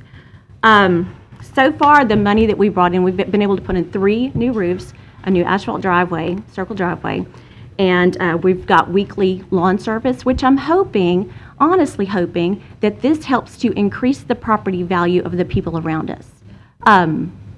I don't want any hard feelings with my neighbors. It's the last thing I ever want. And if that's what this has come to, I'm not here on the defensive. I'm here to hear the opinions of my neighbors. Again, I take full responsibility for not informing them properly, as I should have. So I'm trying to backstep it here and take the right steps to where I need to be to keep this going if it continues to go. Since the experience on February 20th, we have had all good experiences. It's been families and business travelers. Currently, the people that are staying there, we had a few weeks ago a family from Boston, Massachusetts, a mom, dad, a 22-year-old son, who is a contestant in Louisiana Film Prize, and they would like to come back for 1 week in June to do filming on Cross Lake and in Shreveport. So I feel like that is a way also that we are possibly helping to showcase our city and Cross Lake, and hopefully do some good things through that. But that's basically all I have to say. I'll try to go along the right channels, be in better contact with my neighbors. I'll certainly have high respect for my neighbors. Don't want to cause any problems. I'm sorry that it's come to this, but I appreciate your attention. Okay, Commissioner Evans. Mr. Sweeney, thank you, ma'am. You might take a seat maybe at the front. For the enforcement issue, we are well aware of that. When I met with the neighbors, they were trying to be good neighbors because they were under the impression that they didn't know the situation, okay? And I can understand that. But they do know from now on. We know that there's a noise ordinance that's in effect, a nuisance ordinance, which they can call a shift. So they are aware of the enforcement issue. The situation that sort of bothered me and them was it appears as though when Mr. Clark came out, when they spoke with Mr. Clark, he stated basically there wasn't anything that he can do. That's the point that I got. Am I correct? Okay.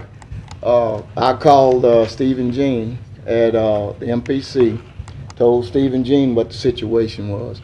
My concern as a layperson, don't know all the ordinances and policies that's in effect, but that this was commercialization of property within a residential area. After having physically been up there, I've been up there previously while I was campaigning the last 11 years. The road is very narrow as you see it. We just resolved the draining issue up there. Of course, you can see the caliber of housing that's there. And I just want to add to all my constituents at Moss Point, District 7 does have some very nice trailer parks. All zoned and proper, okay? However, in my opinion, where this situation is opening up, it does not appear to be compatible with the neighborhoods, plain and simple. Number one, the road is too narrow. You can barely get off onto who's that? Miss Leona, your property, the first one on the left where I came. We had the meeting. Miss Nash, you basically just off of Lakeshore Drive and Moss Point. You can't basically do anything. The road is just that narrow. Ms. Frazier, is there any way that we can institute, I don't know who would have to do it with the parish, does it have to come through the MPC, that maybe emergency cease and desist at this particular time with that particular venture at Moss Point? Now here we're talking about the UDC. Now that's down the road. We've spent hundreds of thousands of dollars on what, the master plan, and now we're on a UDC. These people should not be subject to sit here and wait on no UDC.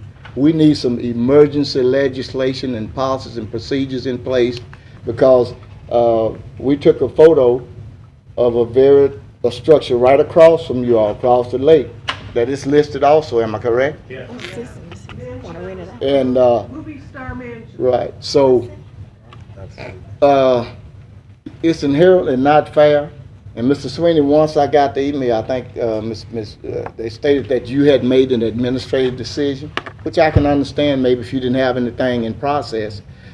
But my position is the commission appoints MPC members. The city appoints MPC members. And I don't think that any entity should just arbitrarily make a decision without contacting the residents, because they didn't know what to do. And I would like for you, if you would, what you stated to us here today, to put it in writing to whomever is the addressee of the representatives of that particular area, letting them know exactly what has transpired, why, the possibility of what things could be done to rectify the situation. And secondly, I would like for, your name again, ma'am? Ms. Barton and Mr. Nash and your group, I would like for you all, if you would, to get together between now and Thursday, prior to Thursday's commission meeting at 3:30. See, can you talk and see what you can come up with? Let me know prior to 3 o'clock Thursday, okay? Mr. Sweeney, I would like a copy of your written correspondence to the Nashes, as well as copy the Bartons. I'd also still would like to know if there can be an emergency policy, cease and desist, because I don't think it's fair. We need something. We're not saying we're killing these particular ventures altogether, but what we are doing is we're holding it up because there are problems. And let's don't make a rash decision. Let's don't inconvenience the neighbors. I'd like to see the people that own the property get a return on their investment at some point, at some place and point in time. However, I think it should be fair and respectful of those residents. I think probably the easiest thing to do here and the fairest thing to do here is to basically ask, by way of notification to the property owner through Mr. Alan Clark, to ask that they discontinue utilizing the property for its current uses and to go through the process of making application with the Metropolitan Planning Commission for approval of a bed and breakfast setup for their property, and to go through the necessary channels for that approval process. And that requires a public hearing in which these folks would be notified of the public hearing, of an opportunity to speak at that meeting whenever it was established. So basically that would be the right thing to do, to basically stop the operation of it as it's currently being used and allow the property owner to come in and make application to the Metropolitan Planning Commission. That way you don't have to do any type of emergency changes and you don't have to change any ordinances. Okay. You would relate that to both parties? Yes. Okay. Mr. Nash, Ms. Barton, and the group, if you have a little time, if you would like to, we have a large meeting room in the back. If you'd just like to sit down and maybe have a little initial talk at this particular point in time. You've heard what Mr. Sweeney has recommended. Would that be palatable to both parties? That's okay? All right. Okay, well, I thank you all. Appreciate you for coming. I still got, Okay. as the president, I want to Okay. have the All last privilege. Okay. Mr. Sweeney, what is the MPC's definition of a bed and breakfast? I will give that to you in just 1 second. Okay.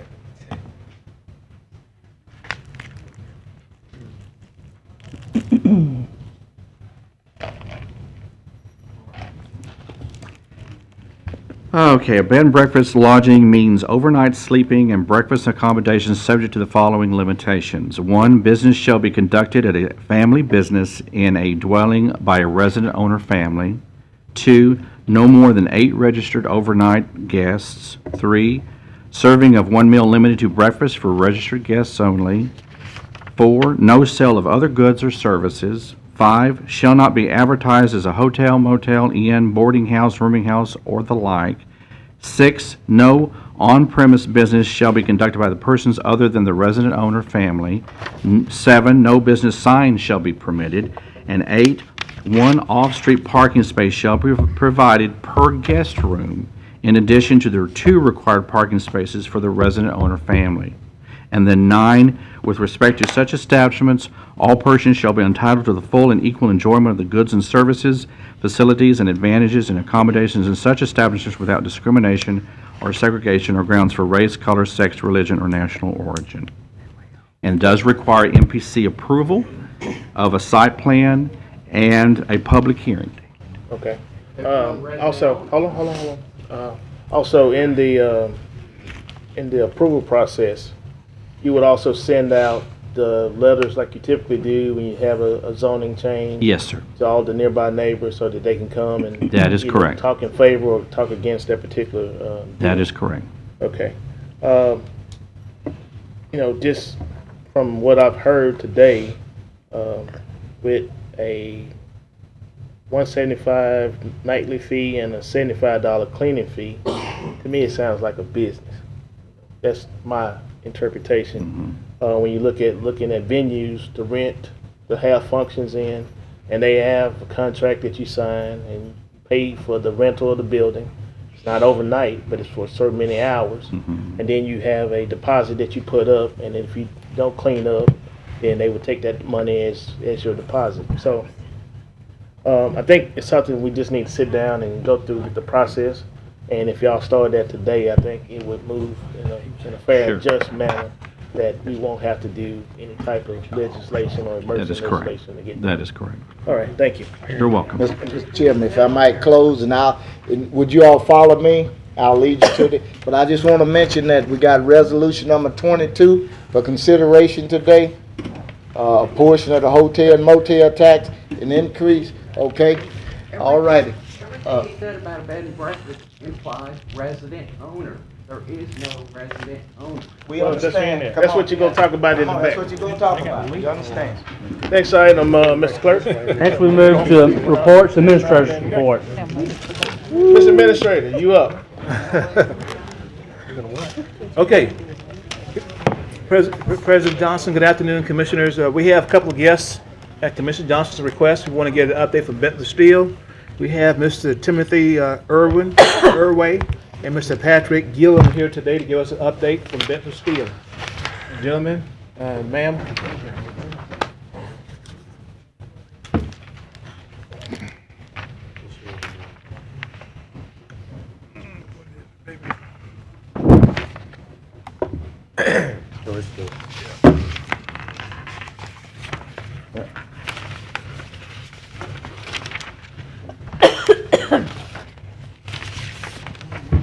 So, it's a pleasure to be here. Give us your name and. Yeah, my name is Patrick Guillaume. And your address. I'm living here in Shreveport, 2839 Caribbean Cove. Be the shit. And it's very good to be here. I didn't change my accent since 1 year. I'm very sorry for that. But I'm sure that you will understand me. So, upon your request, we are here together. Timothy, who is our Chief Operating Officer, and myself, in fact, to give you an update about the project at the port. To make a long story short, I can tell you that we are on time. And as you can see that in the picture there, or the graph there, you can see that we reach about 80% progress versus a forecast of 86%. So there is a difference of about 6%, but nothing dramatic. This is business as usual, I mean. So we are on time. Another point that I can mention to you as well, very important, is that we are within the budget. And we are even better than within the budget. That's very important for a project of this amplitude, I mean. So that means, in a short, that we will start the operation, the project, together with the operation. We will start, in fact, this operation on August 1st, 2015. And I would like to remember you my word, when you open, in fact, this plant, this is not negotiable. We will start the 1st of August 2015, and we are on time. So I just brought here several pictures. This is an aerial pictures of the plant. I will not enter into the detail, but okay, you can see this big building. This is mainly, in fact, covering the hot rolling mill as well as the finishing line. This is our switchyard that has been built, in fact, by Swepco together with Siemens. This is our cooling water system. This is the billet charging bench. In fact, you have to know that we will buy billets or steel bar. We will be buying that, okay, in Texas, Jewett, in Nebraska, Norfolk, as well as in Memphis, Tennessee. So this will arrive here, and then, in fact, it will be charged into, in fact, the building through this charging bench. As you probably remember, or as you probably know, is that, okay, we are buying the steel now, and we will buy the steel for about 4 to 5 years. But in 2 years from now, we will build our own steel mill facility. So we will be producing by ourselves our steel here in Louisiana. All right. This is our objective. And in principle, in fact, not in principle, on the paper, and as a commitment, we will start producing steel normally mid-2020. So this is the objective. So this is a view inside. This is what we call the FQM and the piercer area. I will not enter into all the detail, all the technical details, because it will take me too long. And okay, we have, next one. This is the FQM and the piercer area. This is what we call the cooling bed. You have to know that almost at the end of the process of forming a tube, the tube is to be cooled down, I mean, and this is done on the cooling bed.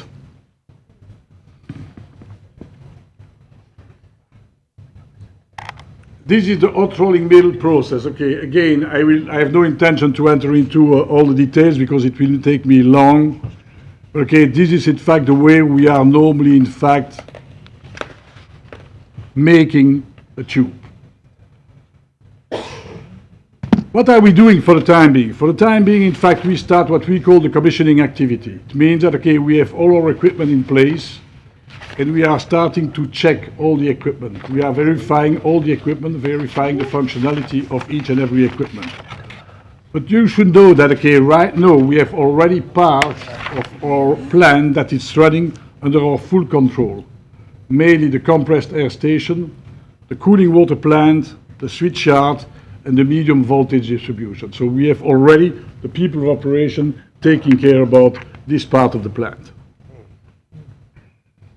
Commissioning, you can see here, this is the first part of billet. Okay, we cut a billet. This billet was coming from Texas. It's already, in fact, on the transport conveyor, so we are making some verification, some check, I mean, of the movement on the billet of the conveyor. This is what we call the finishing line, and you can see that we already have some tube on the commissioning line. Okay, these are not tube produced by ourselves. This is tube that we bought on the market, obviously, but this is to verify, in fact, the running of the equipment and to verify that the equipment is running correctly. This is the rotary earth furnace. You should know that before making a tube, we have to heat up the billets to a temperature of about 2,500 degrees Fahrenheit. You should know that we will start this furnace in about 10 days from now. So in 10 days from now, this furnace will start operating, and we will start heating up billets. Good. So this is in a short the situation of the project today. I would like to take the opportunity, being together here with Tim, to tell you that we would be pleased to receive you in the plant if you have some time a day. It will take you 1 hour, and that would be a pleasure for us to drive you to the plant and to show you the equipment and to show you what we are doing. So this is an invitation whenever you have some time. Tim? It's a pleasure to be with you today. My name is Tim Irway, and next week, actually, Tuesday, I'll close on a house here in Caddo Parish at 2924. What area of town? Patrick was quite quick, but the time is passing. What the project team has done is actually quite phenomenal. I can speak with that from authority. Before I came here to Louisiana, I just finished starting up a similar mill in Saudi Arabia. That's a long story in itself. And I can tell you that other projects of similar nature around the world have not gone so smoothly as this has done here. And that's largely due to the good project team that we've had and the cooperation of people like yourselves at state, parish, and municipal levels who have supported this project from the very beginning. And that's been a story that I've heard from the very first day I got here, and we appreciate the support that you all have given to us as we begin to start this mill and begin to operate.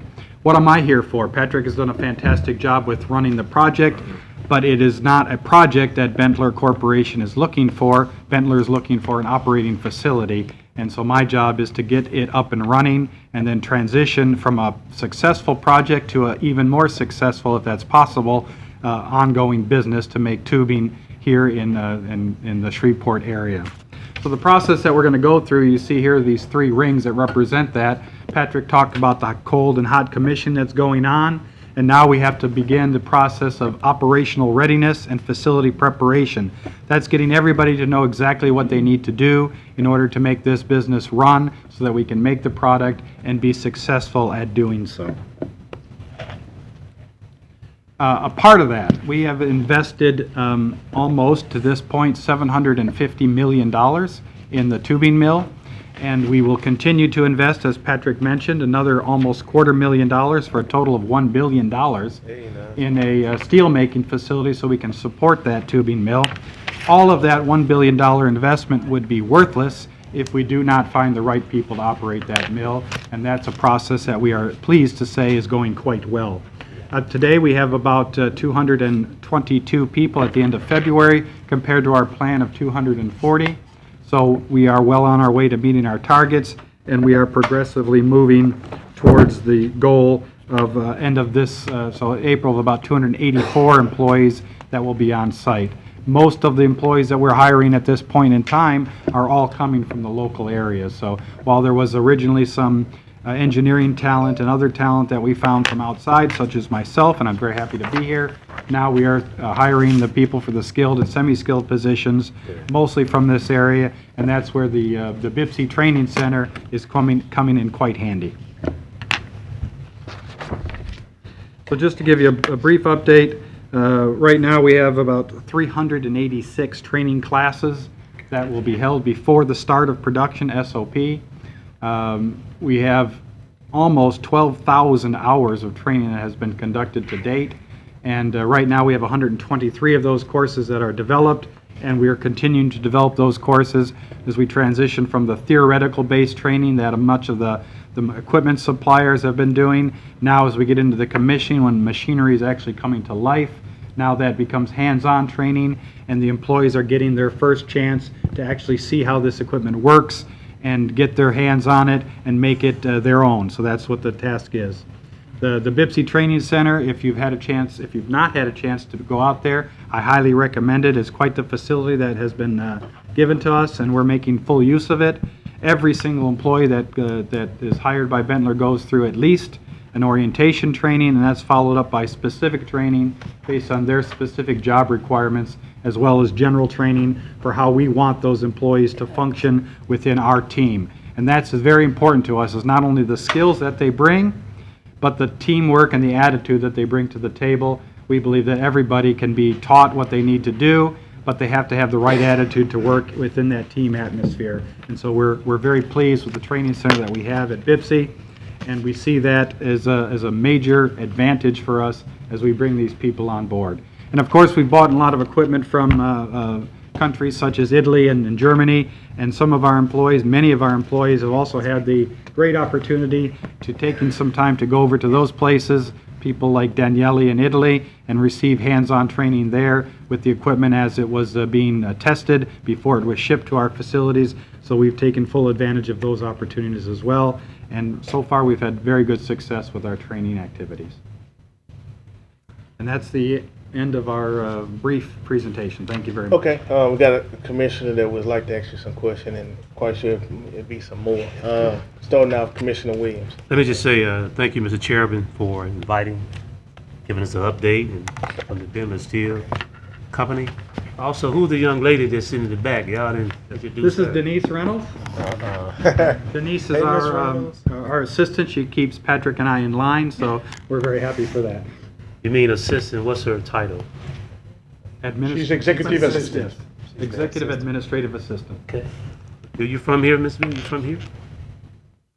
No, but compared to everybody that we're hiring, I can say yes, because I've lived in Shreveport for the last 3.5 years, and I'm originally from Switzerland, but been in the United States for 7 years now. Welcome to America. Thank you.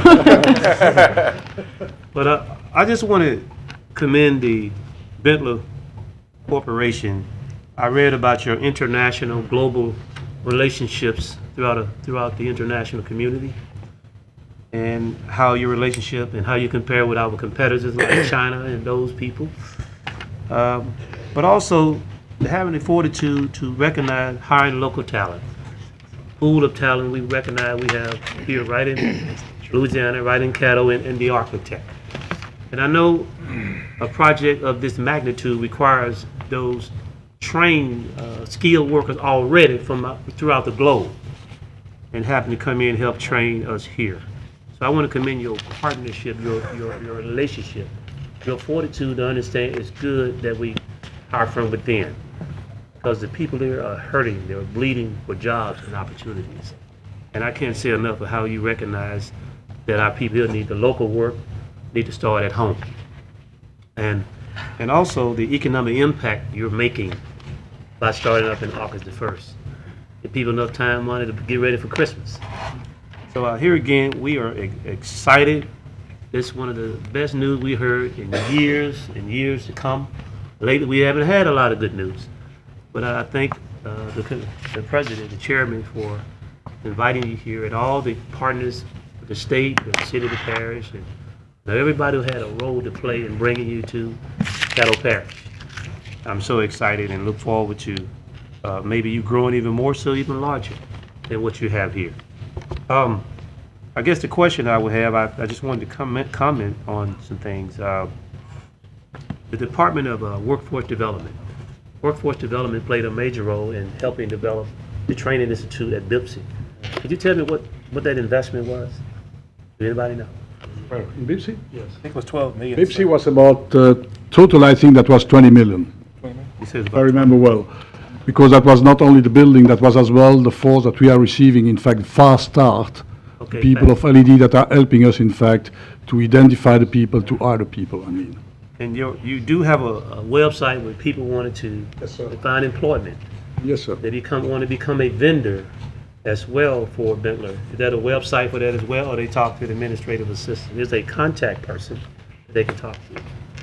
Well, we have a very active procurement department. We have our specifications, and they go out looking for suppliers. And of course, they're looking at suppliers who can supply us from a local standpoint. And much of that has already been accomplished and will continue to be accomplished. I'm not aware of a specific website that interested supplier companies can go to, but that's an interesting concept, and I think we should look into that. Could we find a way to tie it into our website if someone that wanted to look up? Are we creative enough to do that? We can refer it to Bentley. Can we do that? We can do a link. Can we do a link where if people want to? But okay, sorry Tim, okay, but okay, you are a little bit younger on the project than myself. Okay, the people that would like to work with us, I mean the supplier, there is a website as well, I mean, but this is not a local website, this is the Bentler website, I mean the global Bentler website. Why? Because we have to do that to our global procurement organization, I mean. And so, okay, nobody, the people knows how to contact us. And I can really promise you that in most of the case, we always have in the supplier list people from Shreveport and from the area. I mean. So this is the way we are working on that. How often do you use a local journalism, local newspapers such as the Shreveport Sun, the Caddo Citizen, the Shreveport Times, about your operation? Do you utilize the Shreveport Sun, the North Caddo Tribune, and the Shreveport Times? Do you utilize those to advertise in the local newspaper? Yes, in every means possible. We have a very strong, she's not here with us today, she's on vacation, but we have a very strong public relations person that is working to connect us with the local community through organizations such as the Northern Louisiana Economic Development Group, Angie White and that team there. They've been very helpful. Other groups that have been working with us to help promote. We're talking to some now as far as how we can do a better job of that, getting out into the community events, making the Bentler name known, even some simple things like in our last holiday Christmas party, all of the employees got a nice Bentler sweatshirt. When I wear that around town, I get some inquiries from people as to, hey, it's great to hear about Bentler, what are you doing? How can I get involved? And of course, then we can point them in the right direction. Yeah, we have a representative from the Sun. He would love to advertise. Mr. Collins in the audience. The Tribune and the Times is not here today, but I bet they would love to, for you to speak with him about maybe advertising more in the Shreveport Sun. Yeah. Quite sure he would love to have you entertain that. Here again, looking forward to maybe linking up with our link, let people know about what we're doing up here, and again, the global and international relationship you have and connecting us on a global economy. That's what we live in now. We need to be able to provide steel all over the world, made right here in Architect.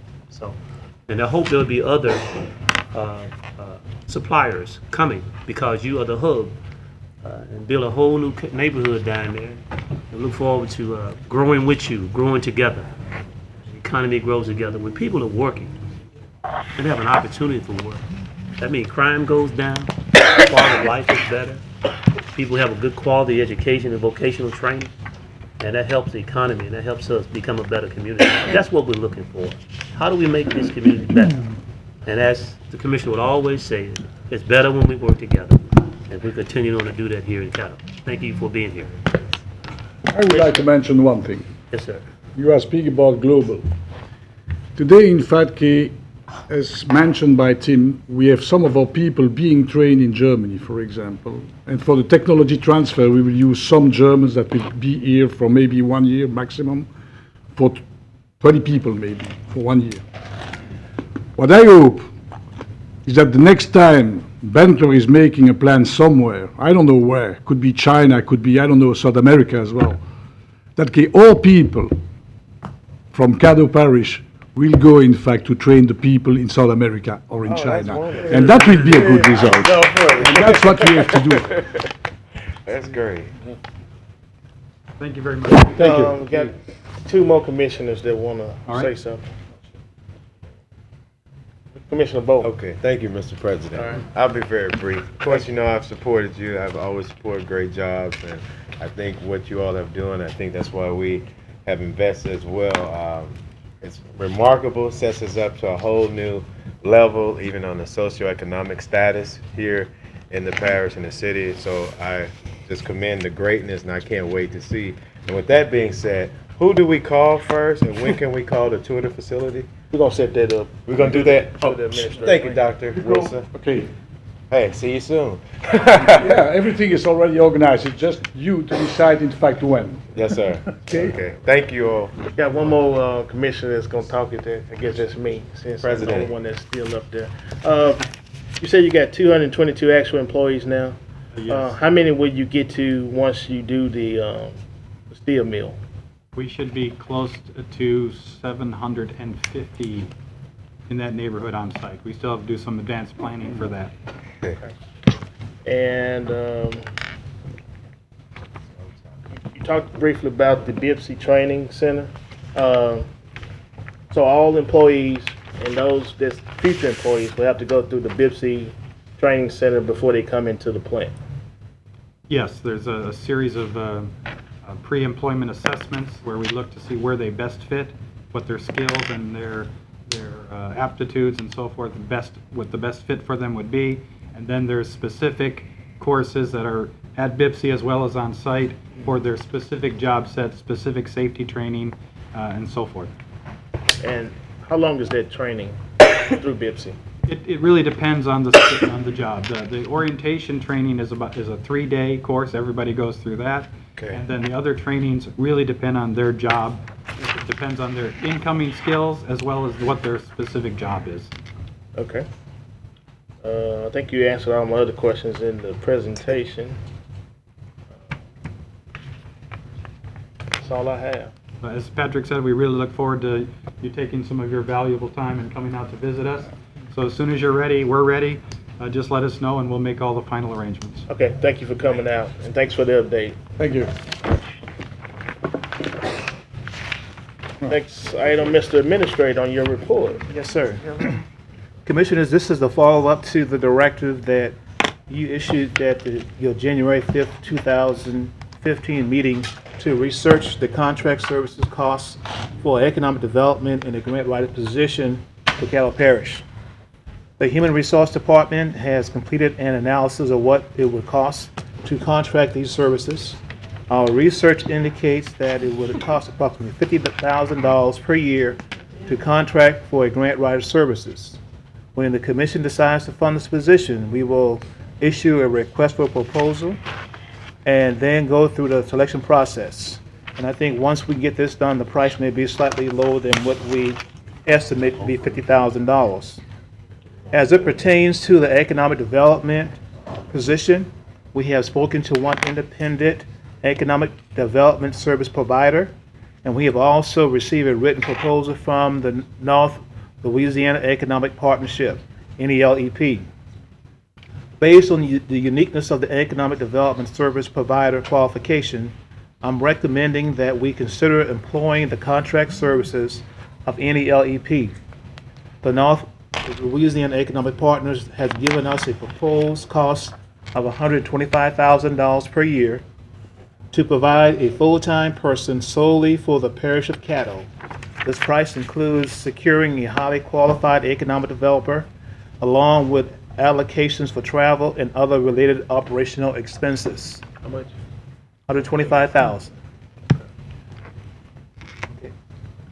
Now, the proposal from NELEP takes into consideration that the parish is currently the parish will continue its current funding under the economic development umbrella that we currently do right now, and that will give us a combined total of approximately $200,000, because you're currently funding NELEP right now for $75,000. And Scott, we met with Scott, Erica, and Ms. Valerie on this issue, and his price was much higher. We asked him to reconsider. He did lower his price to $125,000, and he thought that that would be a highly qualified person, and will take into account all the travel expenses, so on and so forth. Okay, so once the board decides with its pleasure, we'll go ahead and execute the agreement that the NELEP had provided us to perform that service, if you all concur with my recommendation. Okay. So I did talk to Erica about funding these positions, and we recommend that we fund the grant writer position out of the general fund, and then fund the economic development portion of it out of oil and gas funds. So you all can tell me what's your pleasure on that, and we will execute for you all. And this was based on a lengthy discussion we had back on January the 5th concerning a grant writer position and an economic developer, and you all told me pretty much, let's go ahead and do it and quit talking about it. So the ball's in, I think, your court now, and just let me know what y'all want to do, then we'll go ahead and execute. We'll set up a subcommittee meeting so that we can address those two issues. And then we'll move forward, come back Okay. to the body and move forward. Okay, we got it, sir. The next, just a reminder that. We got a question on. Just on this. that one issue. Go ahead. Oh, okay. Ask Commissioner Lynn. If we're giving NLEP $75,000 a year, will you send me, and then probably the rest of the commissioners would want it also, their total funding from the city of Shreveport and the other parishes, so that we'll see just exactly who all's in there? Yes, sir. Thank you. That's all. Okay. Commissioner Williams. Thank you. I was out of the room on the grant writer. Now you say it's the funding recommendation is from the general fund? Yes, sir. Did you say how much? 50,000. It'll be contractual service? Yes, sir. So we won't be paying no benefits and no? That's correct. Neither one of these positions, no benefit. I think the board expresses it will. The last time we talked about this, as opposed to hiring an employee, we wanted to be a contract service, so we would have the benefit and all of the other stuff go with it. Right. I'm glad you mentioned the grant writer. Yes, sir. There is a second chance reentry program grant. I just spoke to Clay about because we don't have grant writer, we get a lot of National Association of County news about grants. And now we don't have a grant writer, so I spoke to Clay about applying for a grant for the reentry second chance program. So it's good to know that we're on the same pace. Timing is good to get a grant writer and an economic development phase for Caddo Parish. So I'm excited to know that you have moved forward on that recommendation from the body. Thank you. Commissioner Bowman. And this, Mr. President, thank you. You probably can answer this, or Dr. Wilson. Yes, sir. I've heard us mention about the grant writer and economic developers, but no one's mentioned about the assistant or administrative assistant, because these persons, individually or collectively, will need some assistance. For these positions? Yes, sir. These positions will be housed solely in the NELEP's okay. operation, and Scott did inform me that if there's any additional expenses, he would absolve that. Okay, good. Expenses, because we have other local business partners providing funding as well. Yes, sir. And they will utilize those funds to make any shortfalls that occur, if there be any at all. Thank you, sir. Appreciate it. Dr. Wilson, my other question is dealing with the city of Shreveport. Have you talked to the mayor and city council chairman to see if they would want to be on board with this? Because, I mean, any type of benefit that helps Caddo Parish pretty much going to also help Shreveport, especially if it's housed in Shreveport city limits. Yes, sir. If you recall, Commissioner Johnson, when we first met with Mayor Tyler, Right. I did bring that subject up, and she was pretty adamant about hiring their own staff. And I was in a meeting last week with her again, and she mentioned hiring the staff again. So I don't think she has she's not going to deviate from what she's saying us. Okay. So they're going to do their own thing pretty much. All right. Thank you. She said the focus will be a little different, and I would imagine, commissioners, that the NELEP position, they would be an integral part of our planning efforts. They will attend our economic development meetings, and they will be in the audience just in case. I mean, we have directions. But I know we have a focus on West Shreveport, and I've heard that other Horseshoe also. So we will give them the direction, i.e. the board, on what objectives we want them to achieve for us economically. Right. Okay. Next. Yes, sir. This will remind you all the 2015 summer youth program will begin. Each commissioner give us 2 candidates last time for summer jobs, and that process is now currently open. Yeah, the apps.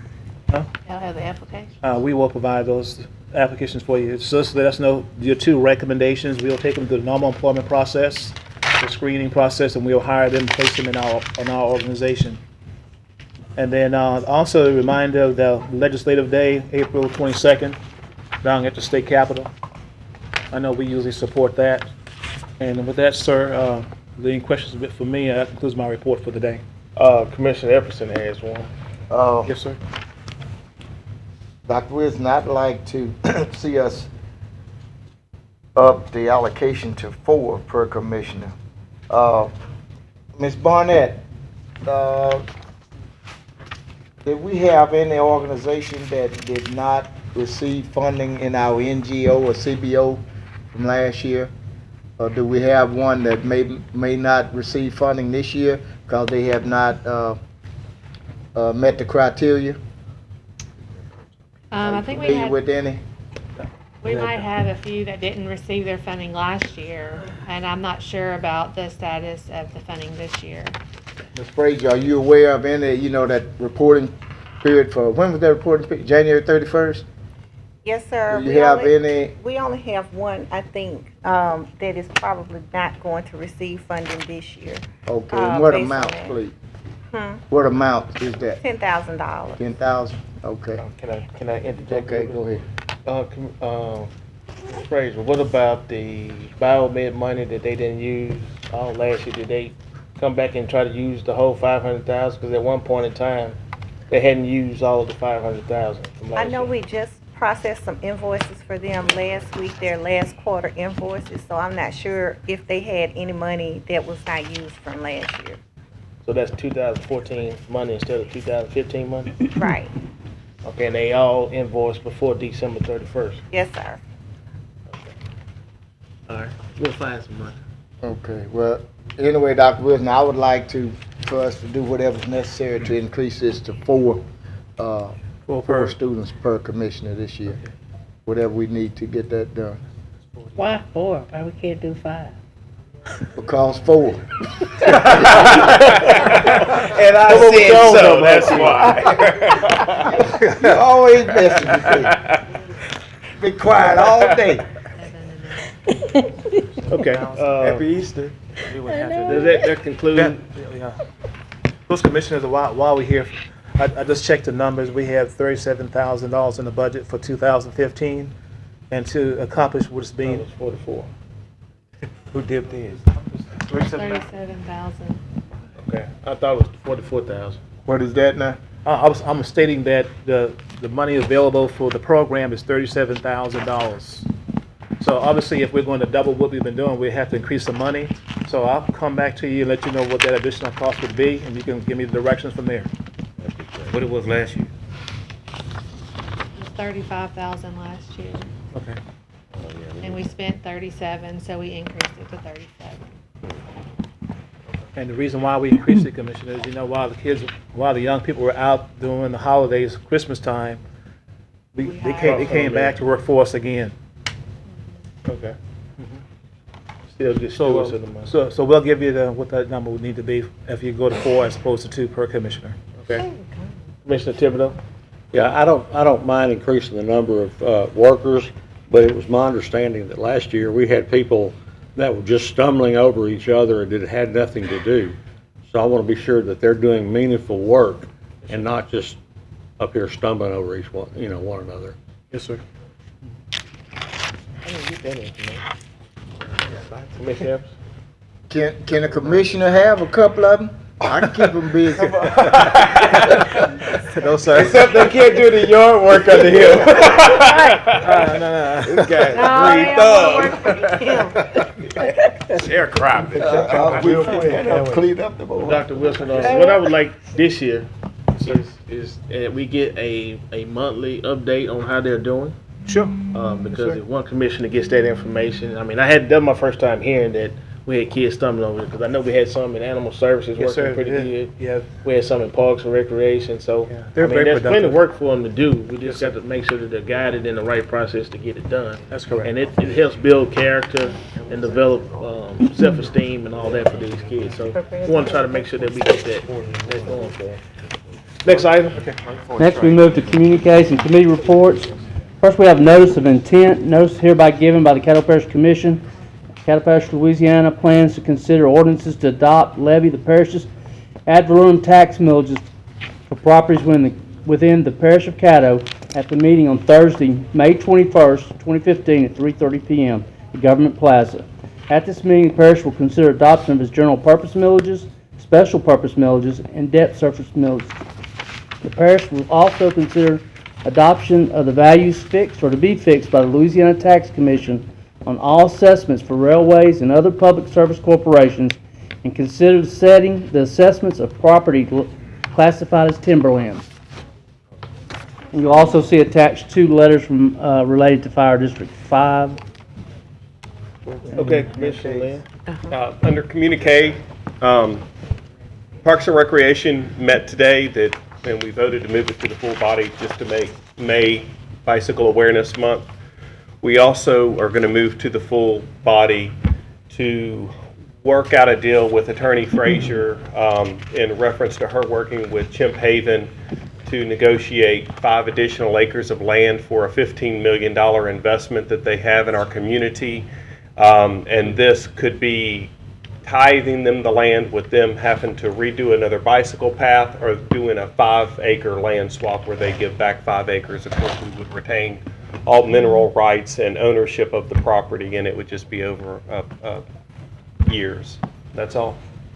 Commissioner Evans. For all of you, I'm sure you're aware my email was breached last week. And I appreciate all the money you all sent to bail me out of jail in Manila, Philippines. Oh, okay.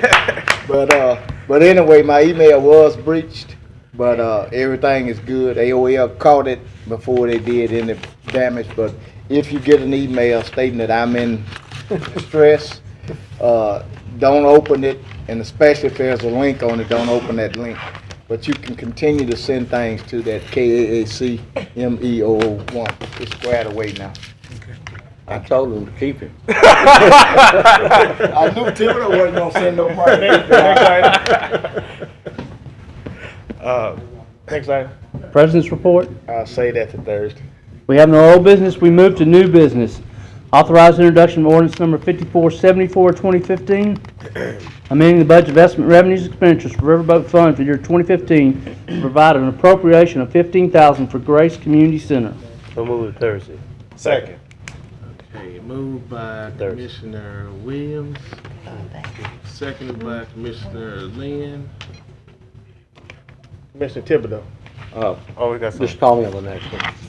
On the next one. Oh, okay. Commissioner Watts. Same thing. You gonna move it to 30, so I'm good.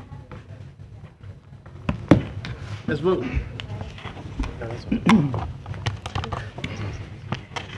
Move to Thursday. A&M. That passes 9-0. Authorized introduction of ordinance number 5475 of 2015, amending the budget of estimate revenues and expenditures for Economic Development Fund for the year 2015. Moved by Commissioner Williams, seconded by Commissioner Watts. Commissioner Thibodeau.